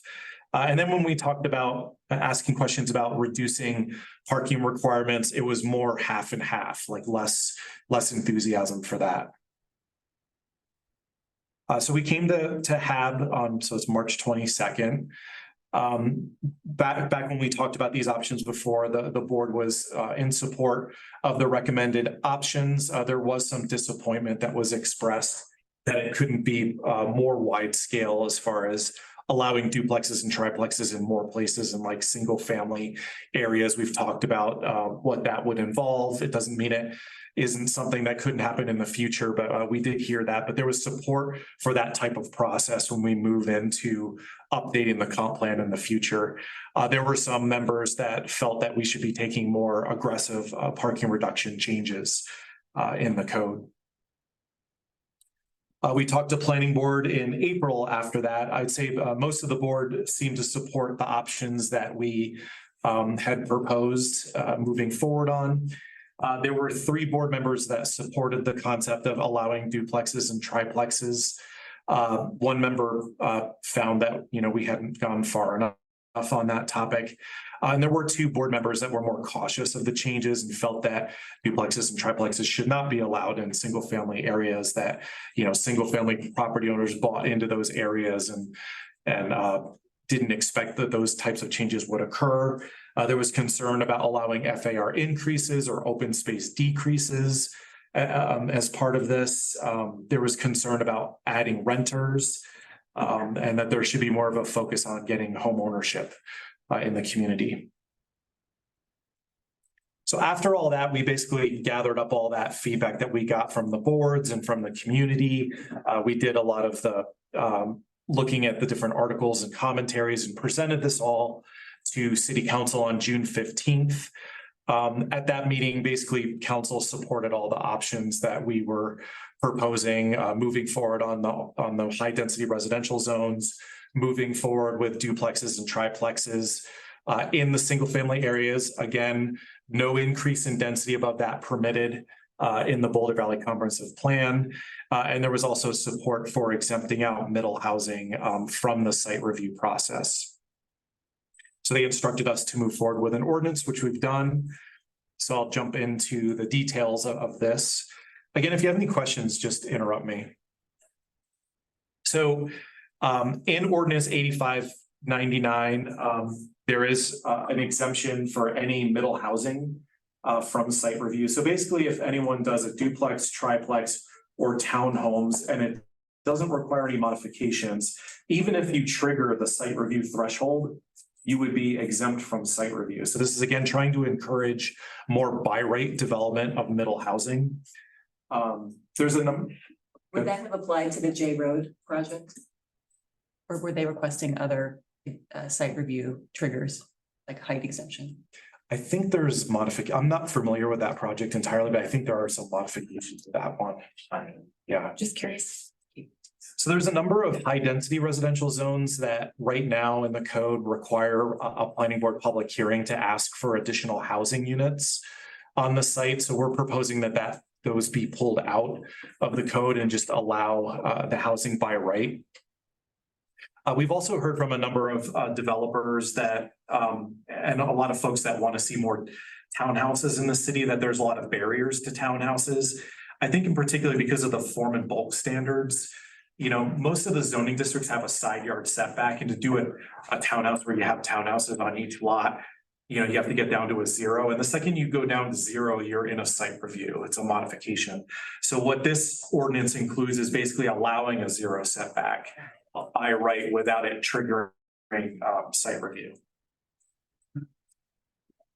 Moving on to the use standards, we've changed the use standards to allow duplexes and triplexes by right in the RL, RR, and RE zones.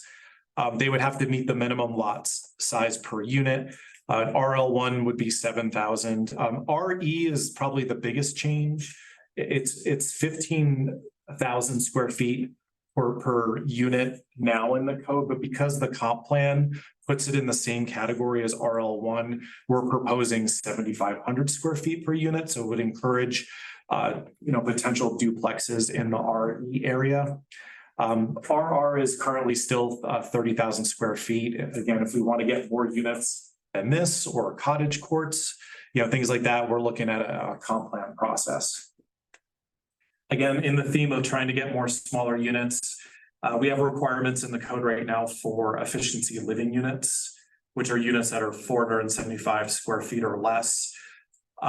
If you propose more than 40% of the units in a development as ELUs, it triggers a use review. We're proposing to remove that requirement. We already do have housing type diversity requirements in site reviews. We feel that covers kind of the goals of trying to get housing diversity, but not having to trigger a new process just because, you know, someone's proposing ELUs. I'm not going to go into all the detail about each particular zone, but I'm happy to answer any questions. But again, the logic is looking at some of these growth areas and trying to figure out moving away from the 1,600 square feet of lot area per dwelling unit, or the 1,200 square feet of lot area per dwelling unit, just getting rid of that and just looking at more of a volumetric, you know, FAR and an open space per lot requirement. So a more simplified way of figuring out what could be built on the site. And then trying to encourage smaller sized units. So that would be applied to all these particular zones. We looked at a number of different projects in each of these zones to try to match the intensity that we see in those areas. And we've done the same thing in the RH zones, again, getting rid of the automatic planning board requirements, getting rid of the 27 dwelling units per acre limits, and just switching to FAR and open space per lot. I talked about the parking standards. So again, like any units that are more than 60% one bedrooms, would just be 1 per unit. We'd be allowing residential parking reductions now at an administrative level up to 25% without site review. Today, it requires site review if any residential project goes for a parking reduction. We've been asked to kind of make the parking reduction criteria stronger. So we've done that. We've reorganized the parking reduction criteria to be more clear and better organized than it is today. There's a lot of redundancy and conflict between the parking standards and the site review standards. We've cleared that up. And then lastly, the subdivision standards also are a barrier to townhomes or townhouses. Right now it has a minimum 30-foot width for a lot. So obviously if somebody wants to do a townhome, they want to do less than that. That requires a subdivision waiver. So in this case, we're allowing down to 15 feet for a lot frontage for a townhome project without triggering the waiver. So I've gone over most of these issues, but these are the reasons why we think the project meets the problem statement, the purpose statement, and the goals and objectives of the project. These changes would encourage more by right development of middle housing. in Boulder. It keeps the relatively similar form and massing restrictions that we see in the zones, but removes the barriers that can allow more housing units to be fit into that volume. Allowing more housing gets us more attainable housing. It gets us more deed restricted, permanently affordable housing. It just like the Boulder Valley Comprehensive Plan asks for in a number of guidelines and policies, it encourages more housing in the areas that we anticipate seeing housing along corridors in the Boulder Valley Regional Center, in neighborhood centers, trying to get more housing in those mixed use centers. And then it removes the onerous reviews for residential parking reductions and the barriers to townhouses, as I spoke of. So we find that the ordinance would meet many relevant policies to this issue, which I've listed on the slide. And with that, this is the proposed motion for the board, if the board agreed with the analysis, and happy to answer any questions. I have two. So when is the next Boulder Valley Comp Plan revisit? It starts in 2025. Okay. Okay. So my next question is, there's a lot of discussion about adaptive reuse from office into apartments. And so one of the questions that I have is, if somebody wanted to do smaller units, let's say, you know, efficiencies or SROs with common bathroom or something like that to sort of help with people who are currently homeless, to provide some of those permanent supportive housing. Will any of these permit smaller units and different kinds of housing with that might fall into the adaptive reuse of office? It depends on the zone, but I'd say yes, you know, obviously, because like, for instance, if somebody had an office building in the BR1 zone and there's that 1,600 square feet per unit, they would have to abide by that when they break up the building. But by peeling that away, then that limitation isn't there anymore. You could just fit the housing in there. You'd still have to meet, you know, the parking requirements, you know, for the housing. But yeah, that's a perfect example. Okay, thank you. Board questions? Thank you, Karen. So just regarding the whole issue of to have a duplex or a triplex, and whether or not we could find some way to have those deed restricted, just if you could elaborate on, you know, what you guys looked at in terms of whether or not you can do that and stuff. Whether we could deed restrict if somebody converts to it. Like you were mentioning that one of the comments that you got were people criticizing the notion that, you know, somebody builds a duplex instead of a single family or a triplex. Yeah, those aren't deed restricted. So yeah, I mean, I think there's some in the community that think that, you know, allowing any additional density should come with, you know, guaranteed affordability. Right. We're not recommending that because that wasn't part of the scope of the project, number one. Number two, just the administrative process of trying to case by case review every additional unit and then deed restricting it. It is something we'd have to do a lot more analysis on even our staffing levels to even, you know, administer that. Right. So it's not something that's on the table as part of this project.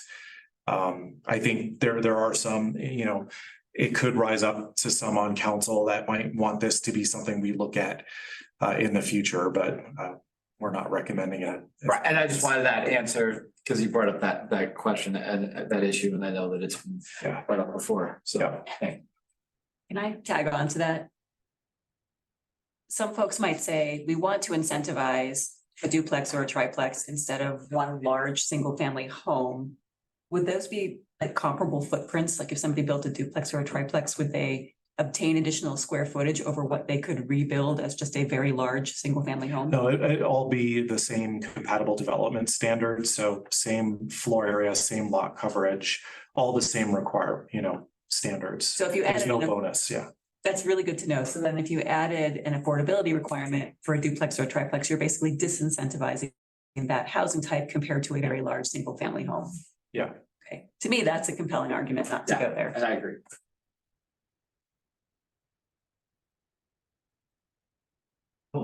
Bet you. Well, sorry, I'm getting a little tired, but can you help me understand, because the last bullet said we're gonna increase affordable de-restricted affordable housing. I assume that's through IH.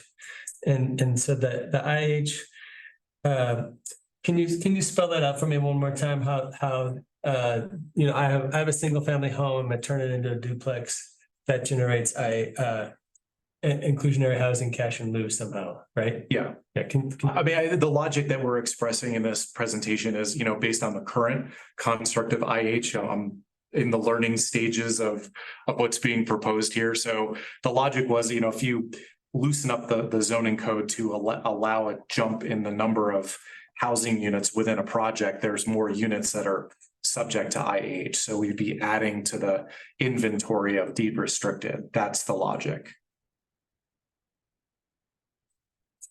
You're probably gonna get cash. Yeah. well, Because of the scale, right? Yeah, right. Can't. How do you get 15% units out of a duplex? Or 25 if they're rental, right? You can't, so anything below 4.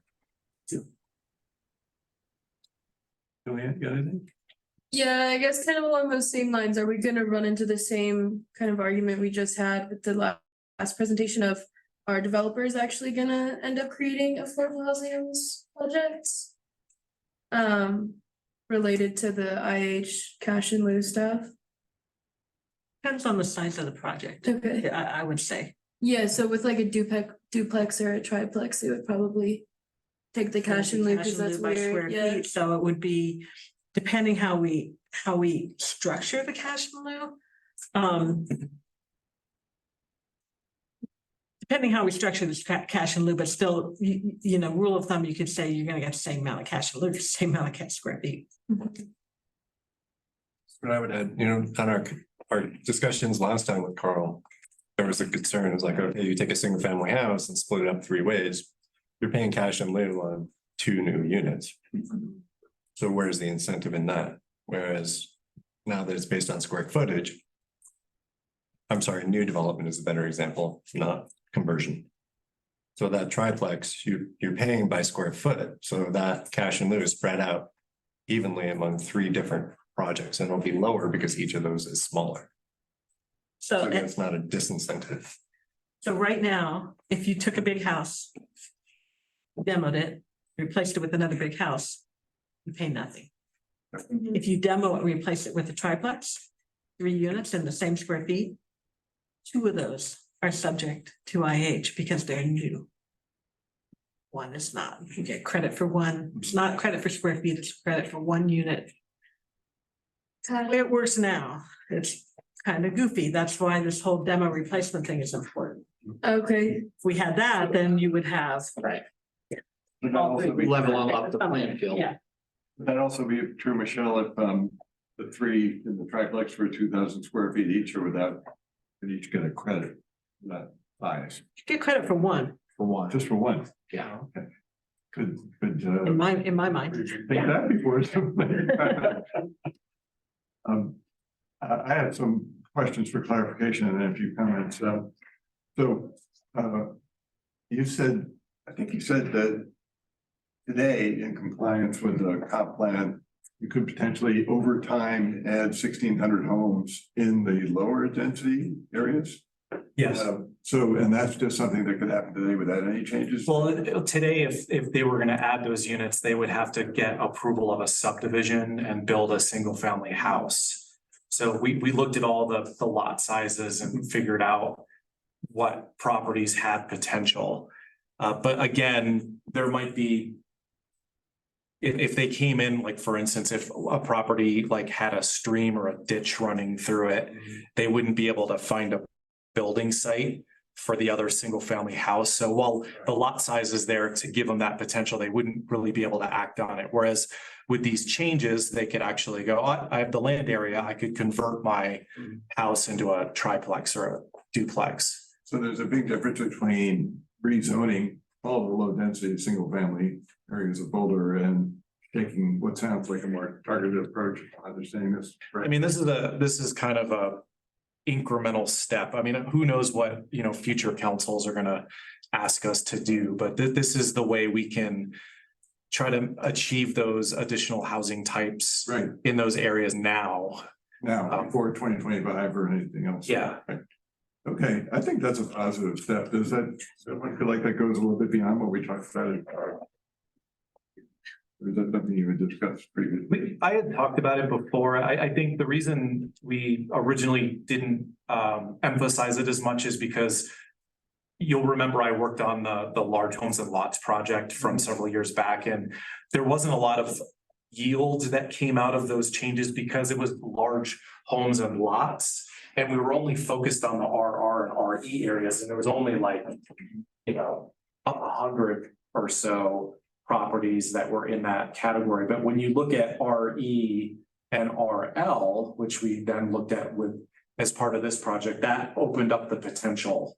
Because we're talking about like RL is much more pervasive in the city, and there were a lot more properties that had not yet been subdivided. That's a change from the March presentation. Or you guys, I think we dug deeper, and yeah. because I was a little surprised that the lot size was like 7,000 square feet, which I think is like a sixth of an acre. So that's actually kind of smaller than most, like a lot of quarter acre lots that you'd find in a lot of the cities. So a lot of single family homes are eligible under this. Yeah, and like I said, there could be some constraints that stop them, or they just want to have a larger property, Well, also the subdivision process takes time and money and expertise, and a lot of people don't even know. Well, there's about lot it. standards, all that. And it's an extra barrier, right? It's an extra step that a developer or a homeowner would have to go through before they could achieve that outcome. And if I'm understanding this proposal, it would make it streamline it, make it easier, more legal to do higher density development in areas that are currently maybe more commercial or mixed commercial in character. Okay, related to that, I'm thinking that a lot of those areas probably have a lot of surface parking and fairly low FARs, a lot of Boulder, just commercial Boulder, looks like that. Is there something specifically that can encourage, incentivize the conversion of underused parking lots to housing? Is that kind of a little bit beyond the scope of what you're looking at, or do you think that could be included? Well, I think the lot area or open space per dwelling unit requirement is somewhat of a disincentive, for them to do housing. We've heard that from some developers.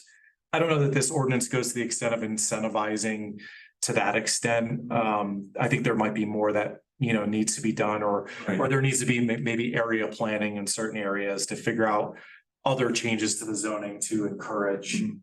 And so, there's a lot of just kind of lucrative strip mall type developments. And if they're making a lot of money, they're not really thinking too much about making changes if the money's coming in. At our last meeting, we looked at that Diagonal Plaza example, and so I think there's a lot of, underperforming strip commercial areas on 20th Street. This is a huge area of potential.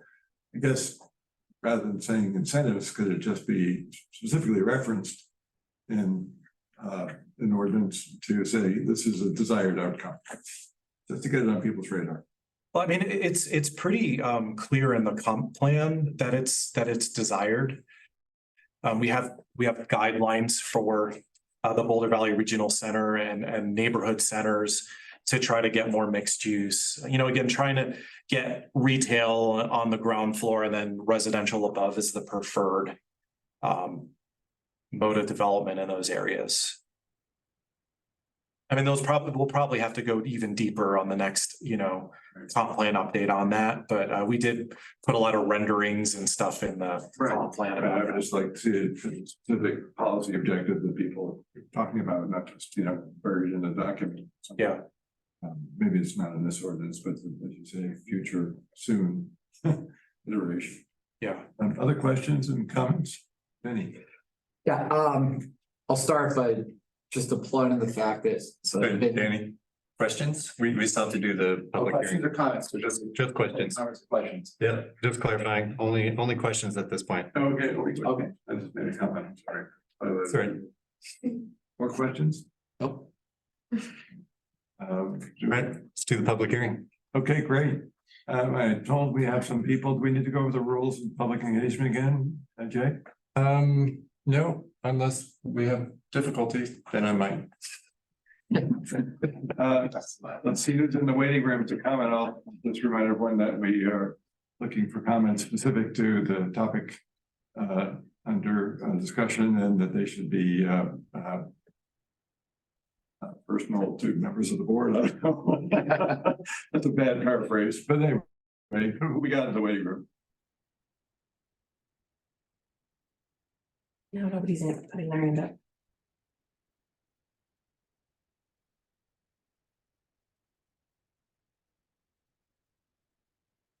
Maybe offer it again in case nobody's listening. Anybody? Oh, Lynn raised her hand. Yeah, Okay.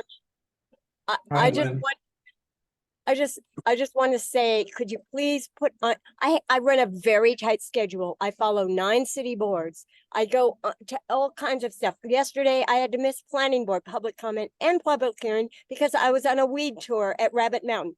You know, tonight I have the farmer's market. All I want to get is 1 peach. And the HAB can't even tell me a range of when public hearing will be. So could you put on your agenda the times like everybody else does? They put the amount of time for each agenda item so I can run my life and so I can have my 1 peach before I have to freeze all winter, because I live at 45 degrees all winter long. Okay. I really live in Colorado. I feel it in Colorado. In the summer, I live at 85 degrees, you know, now, because I haven't got the money to do things the comfortable way. So what I am saying, the main emphasis of what you ought to be doing with regards to this affordable housing is that you should be doing planned, mainstream, multi-generational, communal housing on a big footprint. You should decide how many square feet you want per person. I don't think it can be less than 500, honestly. I'm sorry, I have a whole house full of shit, but I want that stuff. I need my stuff. I have to read about the municipalization again. I have to read about this. I have piles of papers everywhere. I know I've got a fire hazard, but that's the way I want it. And I think a minimum of 500 square feet. Then you have to decide how much each person should have per square foot on the lot size. What's their deserving amount? Because we are not New York City. My dad left New York City to come to Boulder because he wanted this. In 1952, he graduated. This is what we want in Boulder, in my opinion, is a small town feel. So the way to do that is not like co-housing, not co-housing, Jim. This is better than co-housing. This is multi-generational communal homes designed this way, subsidized by the city. These are the subsidies you need to give, is to architects to design this stuff. 4,500 square foot house with 4 families in it. What about people that are splitting up, like families, and they have to cross town to take their kids around and stuff? They could live in the same house with other families, or, you know, multi-generational, old people, young people, all size people in one place. The maximum check on it would be how many washers and dryers do you need? And I think that's 1 washer and dryer for 10 people, which is 4,500 square feet or something like that, 9 people, which is what we should have is bigger houses. These efficiencies are not efficient. They are not cheaper. They are just more expensive, just like the occupancy level argue. It's true. Smaller cause more carbon footprint, more drywall, more sinks, more infrastructure done. Okay, thank you, Lynn. Thank you for respecting the time. Appreciate your comments. Anyone other raised hands?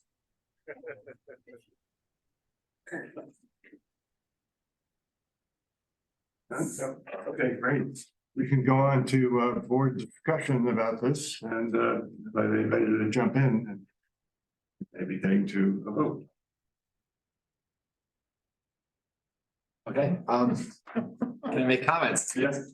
All right, so I've been on this board since 2018, and I want to applaud the fact that one of the things that we've been talking about since then that we're finally seeing is the implementation of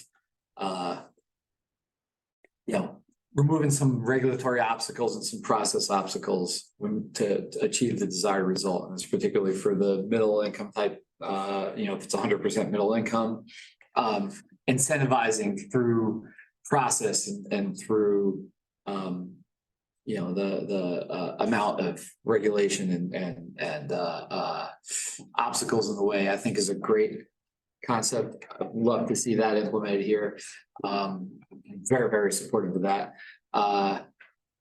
In addition, we were talking about this whole thing with tear downs and, we're talking about leveling the playing field. Hopefully we'll have that next to study and we'll have that all done. In the interim, one of the things that you see is right now, so when you're talking about a tear down of a older, smaller, single family home, kind of old school Boulder, the only option is maxing out and building out. And you did a great job of explaining how that happens and all the mechanisms in place for that to happen.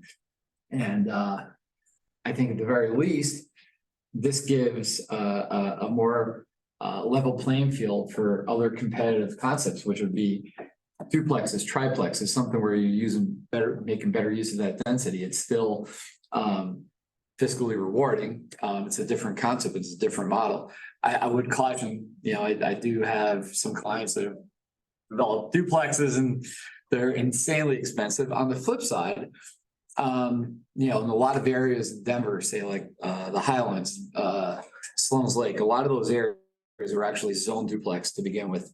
And so when the inevitable tear down unfortunately happened, you got two duplexes and instead of the big trophy homes. And I think that it not only does create more potential units on the market and more variation in units, but it also sends a kind of ethos, right? That we're not just single family homes. We're not just this kind of residential sprawl. And I think that, we've all seen the errors of our ways over a long course of time of kind of orienting too much towards single family and expansive, excessive open space, excessive lot area. And so making these adjustments, I think, is terrific. This is a good first step.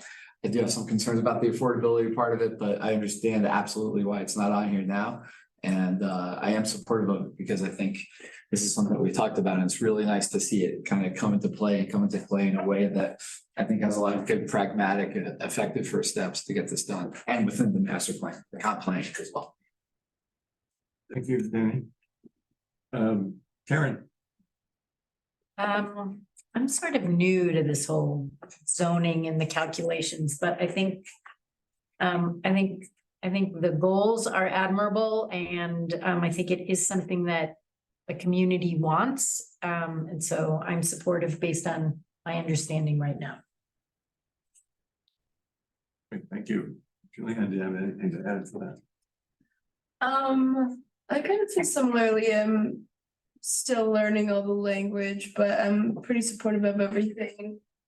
I guess the concern I still have is about whether or not developers will create affordable housing in these. I guess this is what Danny just said too, like he understands why affordability isn't really included in this right now. So I think that altering the zoning is a really great first step. I'm supportive. Thank you. Joel? Yeah, I liked how you kind of worked within what the Boulder Valley Comprehensive Plan allows, and seems like you kind of just went right up to the edges of that. And I think this will be a great exercise in showing the city that we can update zoning in reasonable ways and the sky won't fall. I think the sky is not going to fall after these changes are made. And I'm in support. Wonderful. I'm kind of excited about what we just talked about with the potential to add a lot of homes in currently almost all single family areas. I could see a positive outcome for affordability. Not so much creating affordable housing, but maintaining. Let's say you feel like you can't afford to stay in your home anymore because of taxes or whatever. If you were able to subdivide the duplex, then maybe you can. So that could be a win. I'm a big believer in chipping away at things one at a time. I have a question for the board. If you were is anyone interested in creating a resolution that would offer some amendments to what's been presented tonight?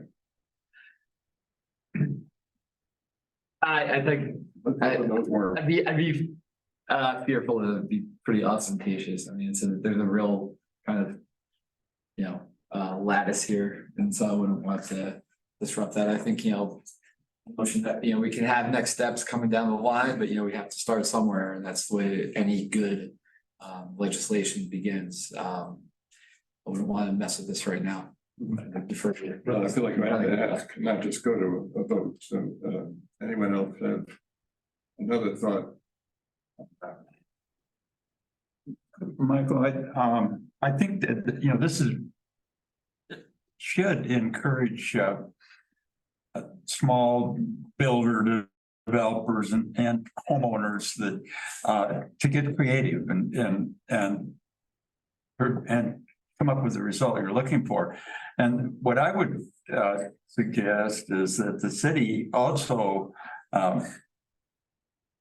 gets as creative as you can. I know it's gotten very difficult to do that, but I remember when we did the little Nyland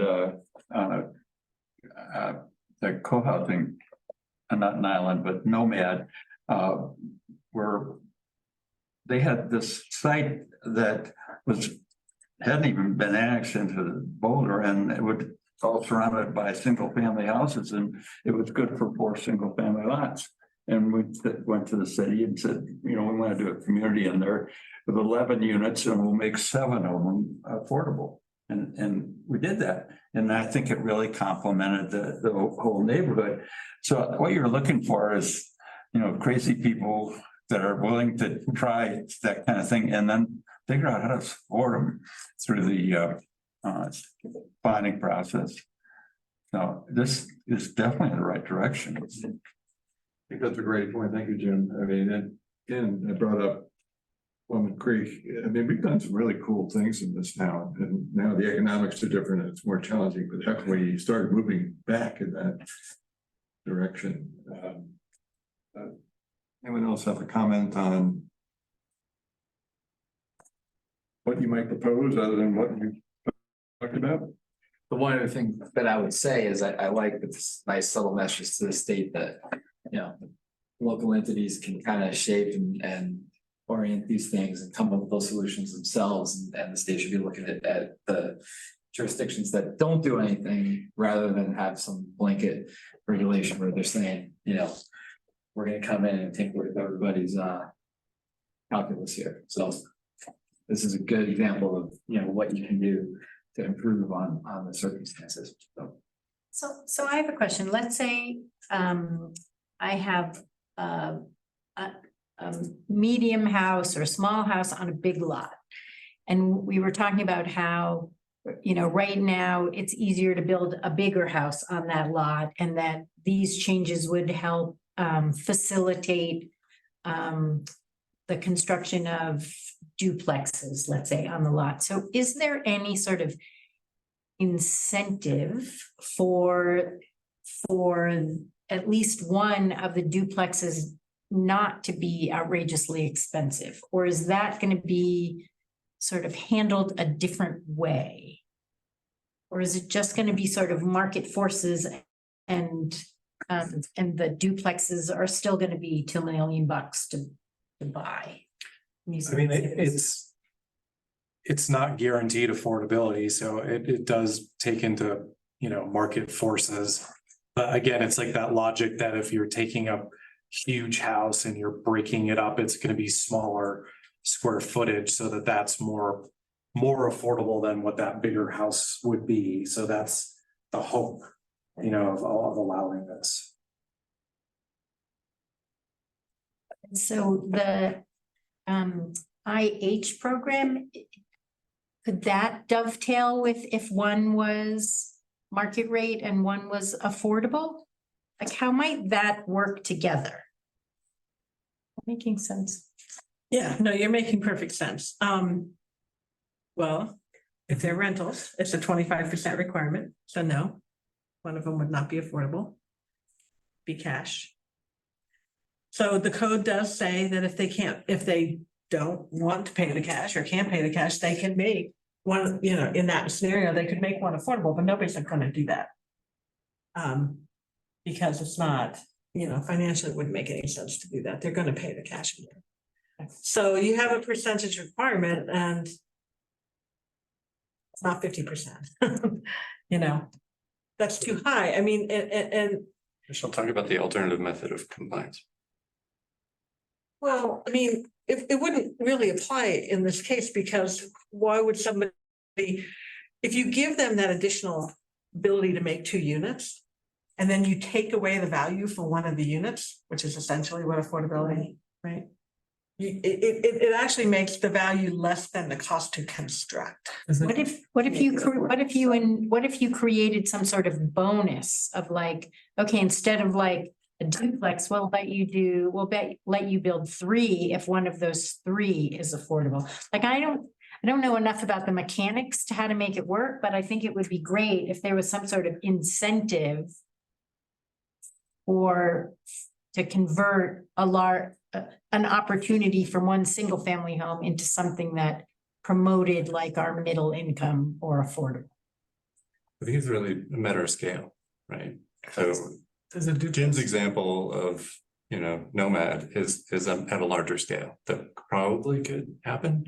But when you're talking about just a duplex or a triplex, it's just super challenging. I think it's worth, not going to resolve it tonight, but it's a great conversation. And I started thinking of a big single family lot and what you could do with it. For fourplex with, I don't know, for each unit had an ADU. You're kind of getting to a bigger scale of housing then. And I don't know how you would create a regulation that would encourage that. But it seems like that I think that could be discussed in the future. Does a duplex have to be half of the house? Couldn't you have a duplex that was essentially like if you had an ADU and just say, and it happened to be in a lot that was conforming to the update, you could just cleave that off and then.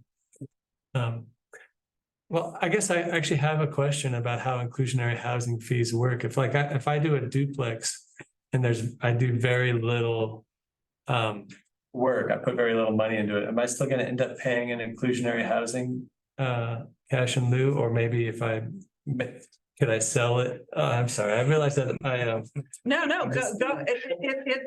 These are very, these are you getting into the details of where things work and they don't work and how, the scale is so important. So if you had a house and you took it down and you want, or even if you converted it to a duplex, you didn't even have to demo it, right? You could just remodel it into a duplex. Right now, you get credit for one and you pay cash in lieu on the other. That's the way it works right now. And so then a little one was smaller than, maybe it's like an ADU that you convert into a duplex by doing the work with the city. I don't, so for a lot of reasons, I don't think deed restricting at that scale makes any sense. It just doesn't. Financially, it won't work. I'm curious what the homeowner is gonna have is their responsibility. They're gonna come up against inclusionary housing when they cleave off a duplex.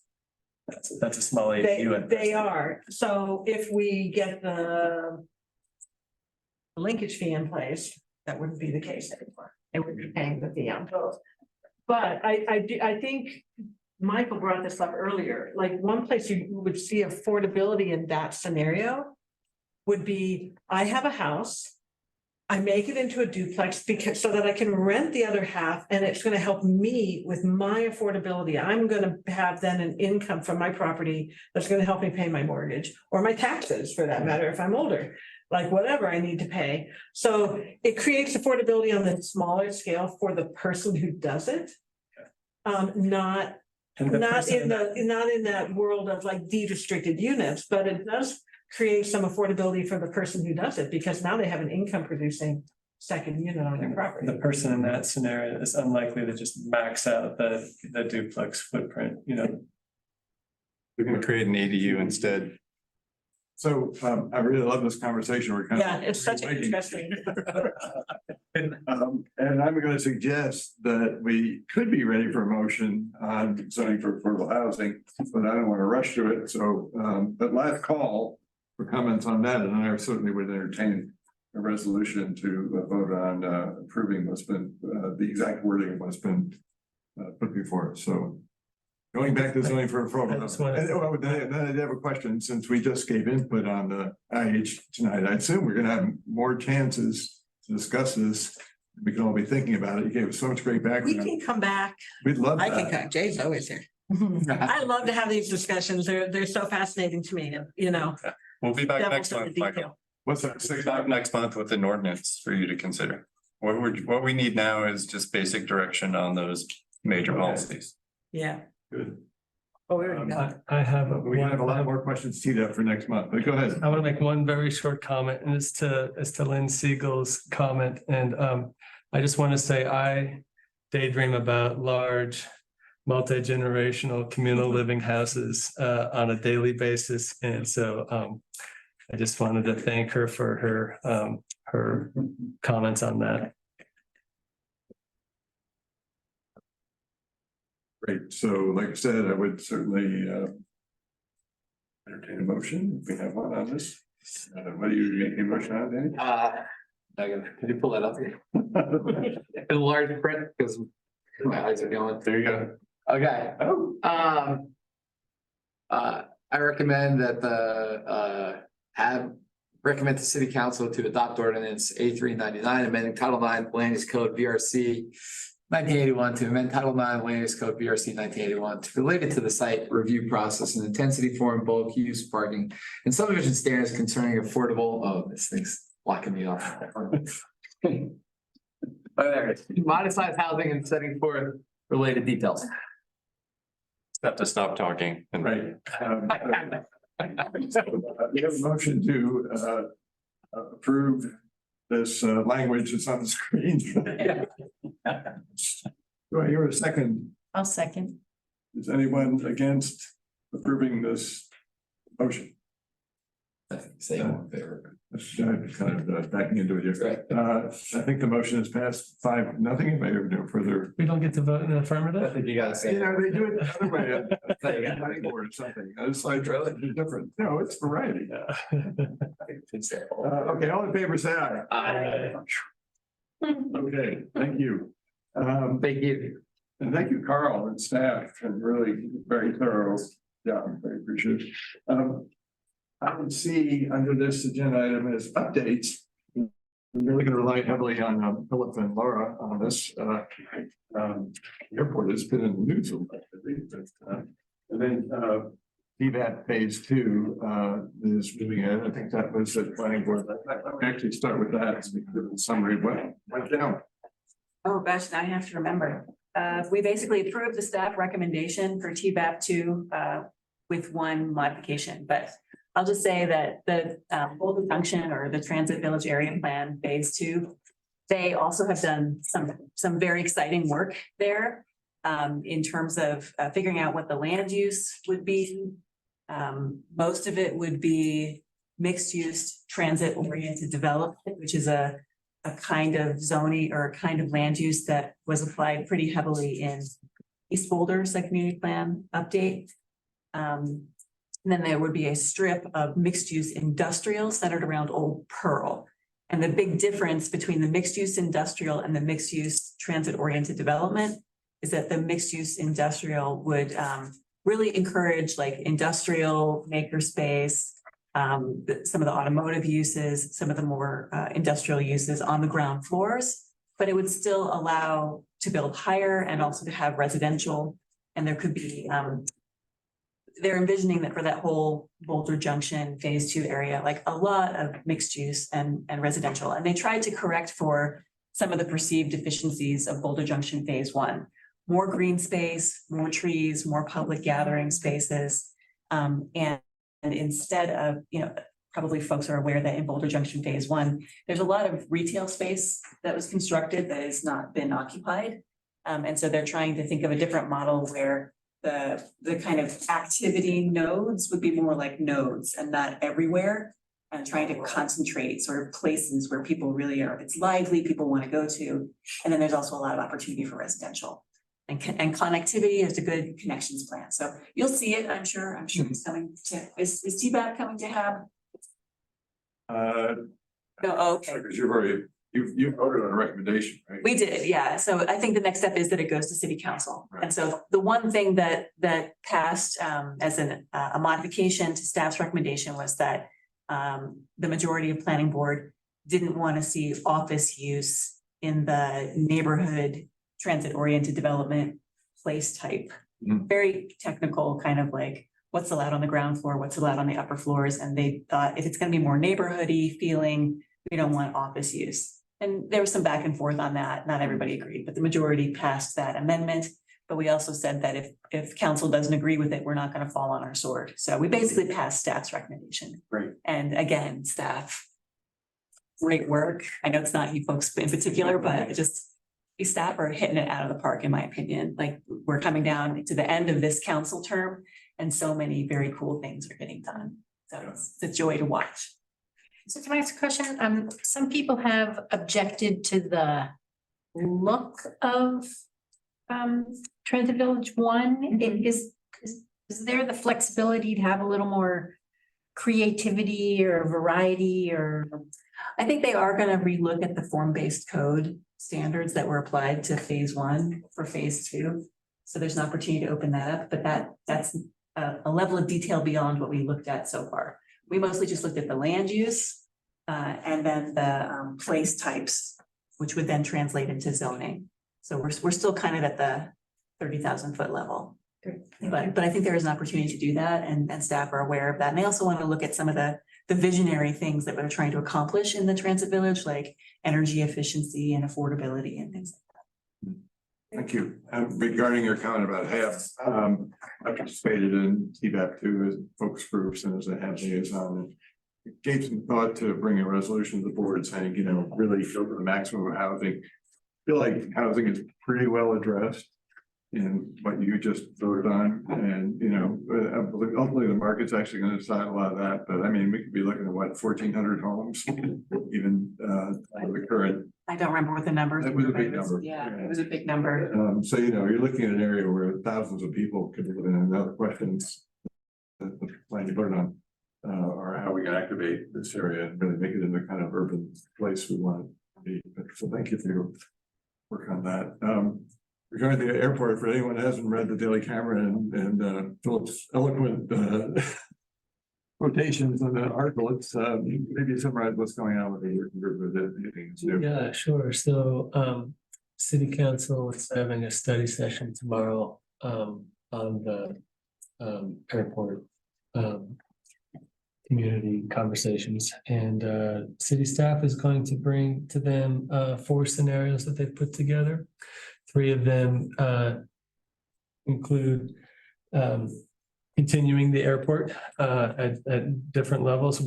Scenario 1 is basically like just keep doing what we're doing, basically no changes, and 2 and 3 are basically improving the airport, and you know, 2's a little less ambitious, 3's a bit more ambitious.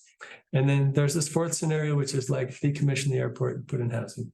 And so one of the exercises that the group did, so it's city staff plus consultants, was to evaluate the 4 scenarios against SER, which is sustainability, equity, and resiliency.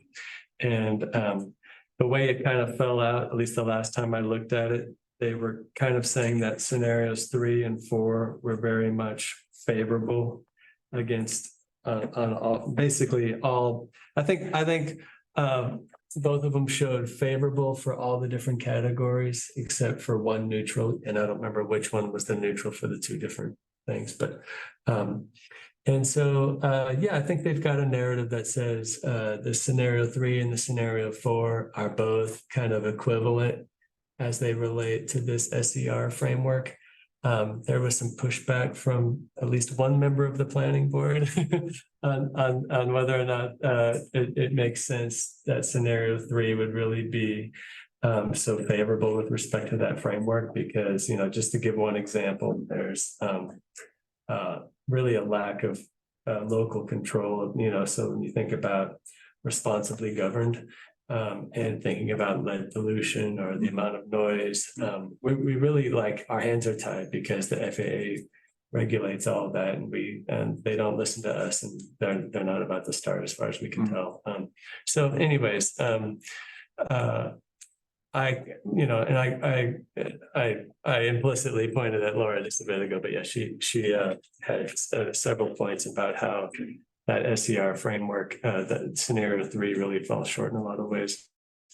But, and I agree with a lot of that. So, but yeah, I mean, in terms of thinking about HAB's role in our push for missing middle, again, this airport represents a huge opportunity for building a lot of missing middle. There's a lot of city council people who have come out saying that they're, you know, candidates that are running that have come out saying they're for repurposing the airport. And for me, it's a really exciting possibility. So. Thank you, Bill. Any discussion along the lines of, okay, we're stuck with the FAA and their viewpoint, but that's a limited time frame. Is it another 18 years or something? Like, wouldn't it behoove us to start planning for a different future for the airport that involves a lot of housing, even if it's 20 years out? I haven't heard anyone saying We heard something it quite, now. yeah, okay. Yeah, please do, if you don't mind. So the timeline. The FAA basically would like the airport to remain an airport indefinitely. And if the city tries to change that, there will be pushback and probably a lawsuit, right? So, but if the city wants to try to decommission the airport, if that is what we as a community decide to do, there is no fixed timeline for when that would happen. We have accepted grants in the past that have 20 years of grant assurances, which is basically strings attached that says we will continue to operate the airport in a safe and operable manner for those 20 years. But if we want to not do that, then we have to negotiate with the FAA. And we can't just run out the clock on the last grant we accepted, which has 18 years left on it. We accepted it 2 years ago, so that's where the 18 years come from. There's this misperception that we could just stop accepting FAA money and just run out the clock and then do whatever we want. The FAA won't let us do that. They try to get you to take grants every few years to maintain the airport in a safe and operable condition, to repave your runways and make sure everything is going well. If we stopped taking FAA money, then the city would have to fund it from our funds, which we can't do. It's too expensive and we just wouldn't make that choice. So we either decide to decommission and then start to negotiate with the FAA on that timeline, which might take litigation. And who knows how long that decommission timeline would be, but we really cannot just stop taking money and run out the clock. That's a misperception. Does that make sense? Yes. Is there any precedent of communities who decide to eliminate a airport and negotiate with the FAA to decommission? Yes, and so one of the things that is likely to happen at the city council meeting tomorrow night, some of the council members like Mark Wallach have already put out and said, hey, we need to be researching that. We need to be talking to these communities who have done it and find out what did it take in terms of timeline, litigation, what consultants did they use, how did they do it, what was the agreement they reached. Just make some phone calls and start finding out, because there are a handful of communities who have done it, not very many, but a few. So that would be a research question. Yeah, thank you. I'm going to watch the council study session and then we can. Yeah, I also wanted to bring up more discussion about it. It'll be really interesting. So city council is not being asked to make a decision tomorrow night, but they can give some direction on the rest of staff's work to bring the project to completion. City council probably is not going to be asked to make a decision until the new council is in place, so January or later. But right now there are no public hearings that are planned. Not at HAB, not at TAB, not at planning board, nothing until it comes back to city council in January. But at least one council member in the hotline post said, hey, shouldn't we be doing public hearings and have HAB and planning board and TAB and I think EAB and HRC weigh in on this. So that idea will probably come up tomorrow night. It might not. But I just wanted to let you know that at least one council member would like to see you folks have a hearing on this. I don't know if you have an opinion on that, but. We have talked about doing, reviving the listening session concept, which hasn't been done quite some time. And that airport topic came up. It might be better to go right to a hearing. A little more formal, right? And A lot more formal, yeah. I think what the council member proposed was like a joint hearing so that staff only have to do one presentation. So all the different boards would get one presentation, one public comment period, and then you could go back to your boards in a separate session and discuss and deliberate, make any recommendations. So in theory, maybe the joint planning board session, maybe. Planning board have tab, EAB, Do them all. HRC, I don't know, Yeah. whatever comes out tomorrow night, or nothing. It could be that that doesn't get majority support, but at least Right. one council member has advocated for it. Any idea when a good time to do that would be? Well, city council might be asked to make a decision as early as January, so sometime between now and January. After they do their studies on how we can pull off dealing with the FAA, and that would be a good. There's a whole Figure that one out. laundry list as long as my arm of questions that people have suggested, hey, wouldn't it be great to have staff research this? And of course, staff's not gonna be able to research everything. But if you want, I can forward to this board what that conversation has been in terms of the questions that have been suggested and the hotline posts about that. I'd say please do. Happy to, happy to. Okay, anything to add to those updates? That's a lot of great information, appreciate it. I just rode by the airport. It's incredible how little it's used. That's all I'm saying. You know, it's like. It'd been like a pretty old time. I was riding by it. Yeah. So this is one of the things I mentioned in the paper. I was quoted saying that it's kind of astounding that, you know, when you take the value of the land and you think of that as a subsidy for a couple hundred hobbyists, it's a really amazing giveaway that's happening. So especially when you think of how much more productive it would be as middle income housing. Right, yeah. It's definitely not a transportation house. I mean, it's, yeah. Okay, we will wrap on that. Thanks for those comments. Go to item 6, matters from staff. This sounds like a fun item. Well, that's just one of them. Yeah, beach party. RSVP by the 25th. Everybody got your invitation? No, sorry. Thank you. I didn't get the invitation. But don't RSVP to me. We get the invitation separately. Yeah, you should have gotten an email. If you haven't emailed me and I'll get it to you. The other email that you should have gotten is to do a survey for all boards and commissions. Got a Survey Monkey survey. Anybody do it? Thank you.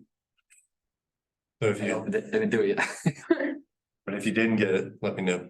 Is there I'll get it to you. deadline on that? Deadline on the survey? The deadline? I think you still got time because I just got the notice. I sent it out on the 16th. They want you to complete it by September 5th. Ah, nice. I might be giving you too much time because it was it's due in 2 days. I think that's all I have. Anything you want to know for next time or any questions for staff? Nope. See everyone at the party. It sounds like fun. Oh, yeah, I haven't done the bike tour yet, but I will organize that. Can we put that on the agenda for next time to set a date? I think I'll do a doodle. Just, I think it'll be easier. That way everyone can respond and find the best time that works for as many people as possible. What was the doodle for? Sorry. Bike tour, doing the bike tour of affordable housing this time, maybe focus on a different part of town, and it'll also be great orientation. Will it be many projects other than VHP's projects? Great tour. Yeah.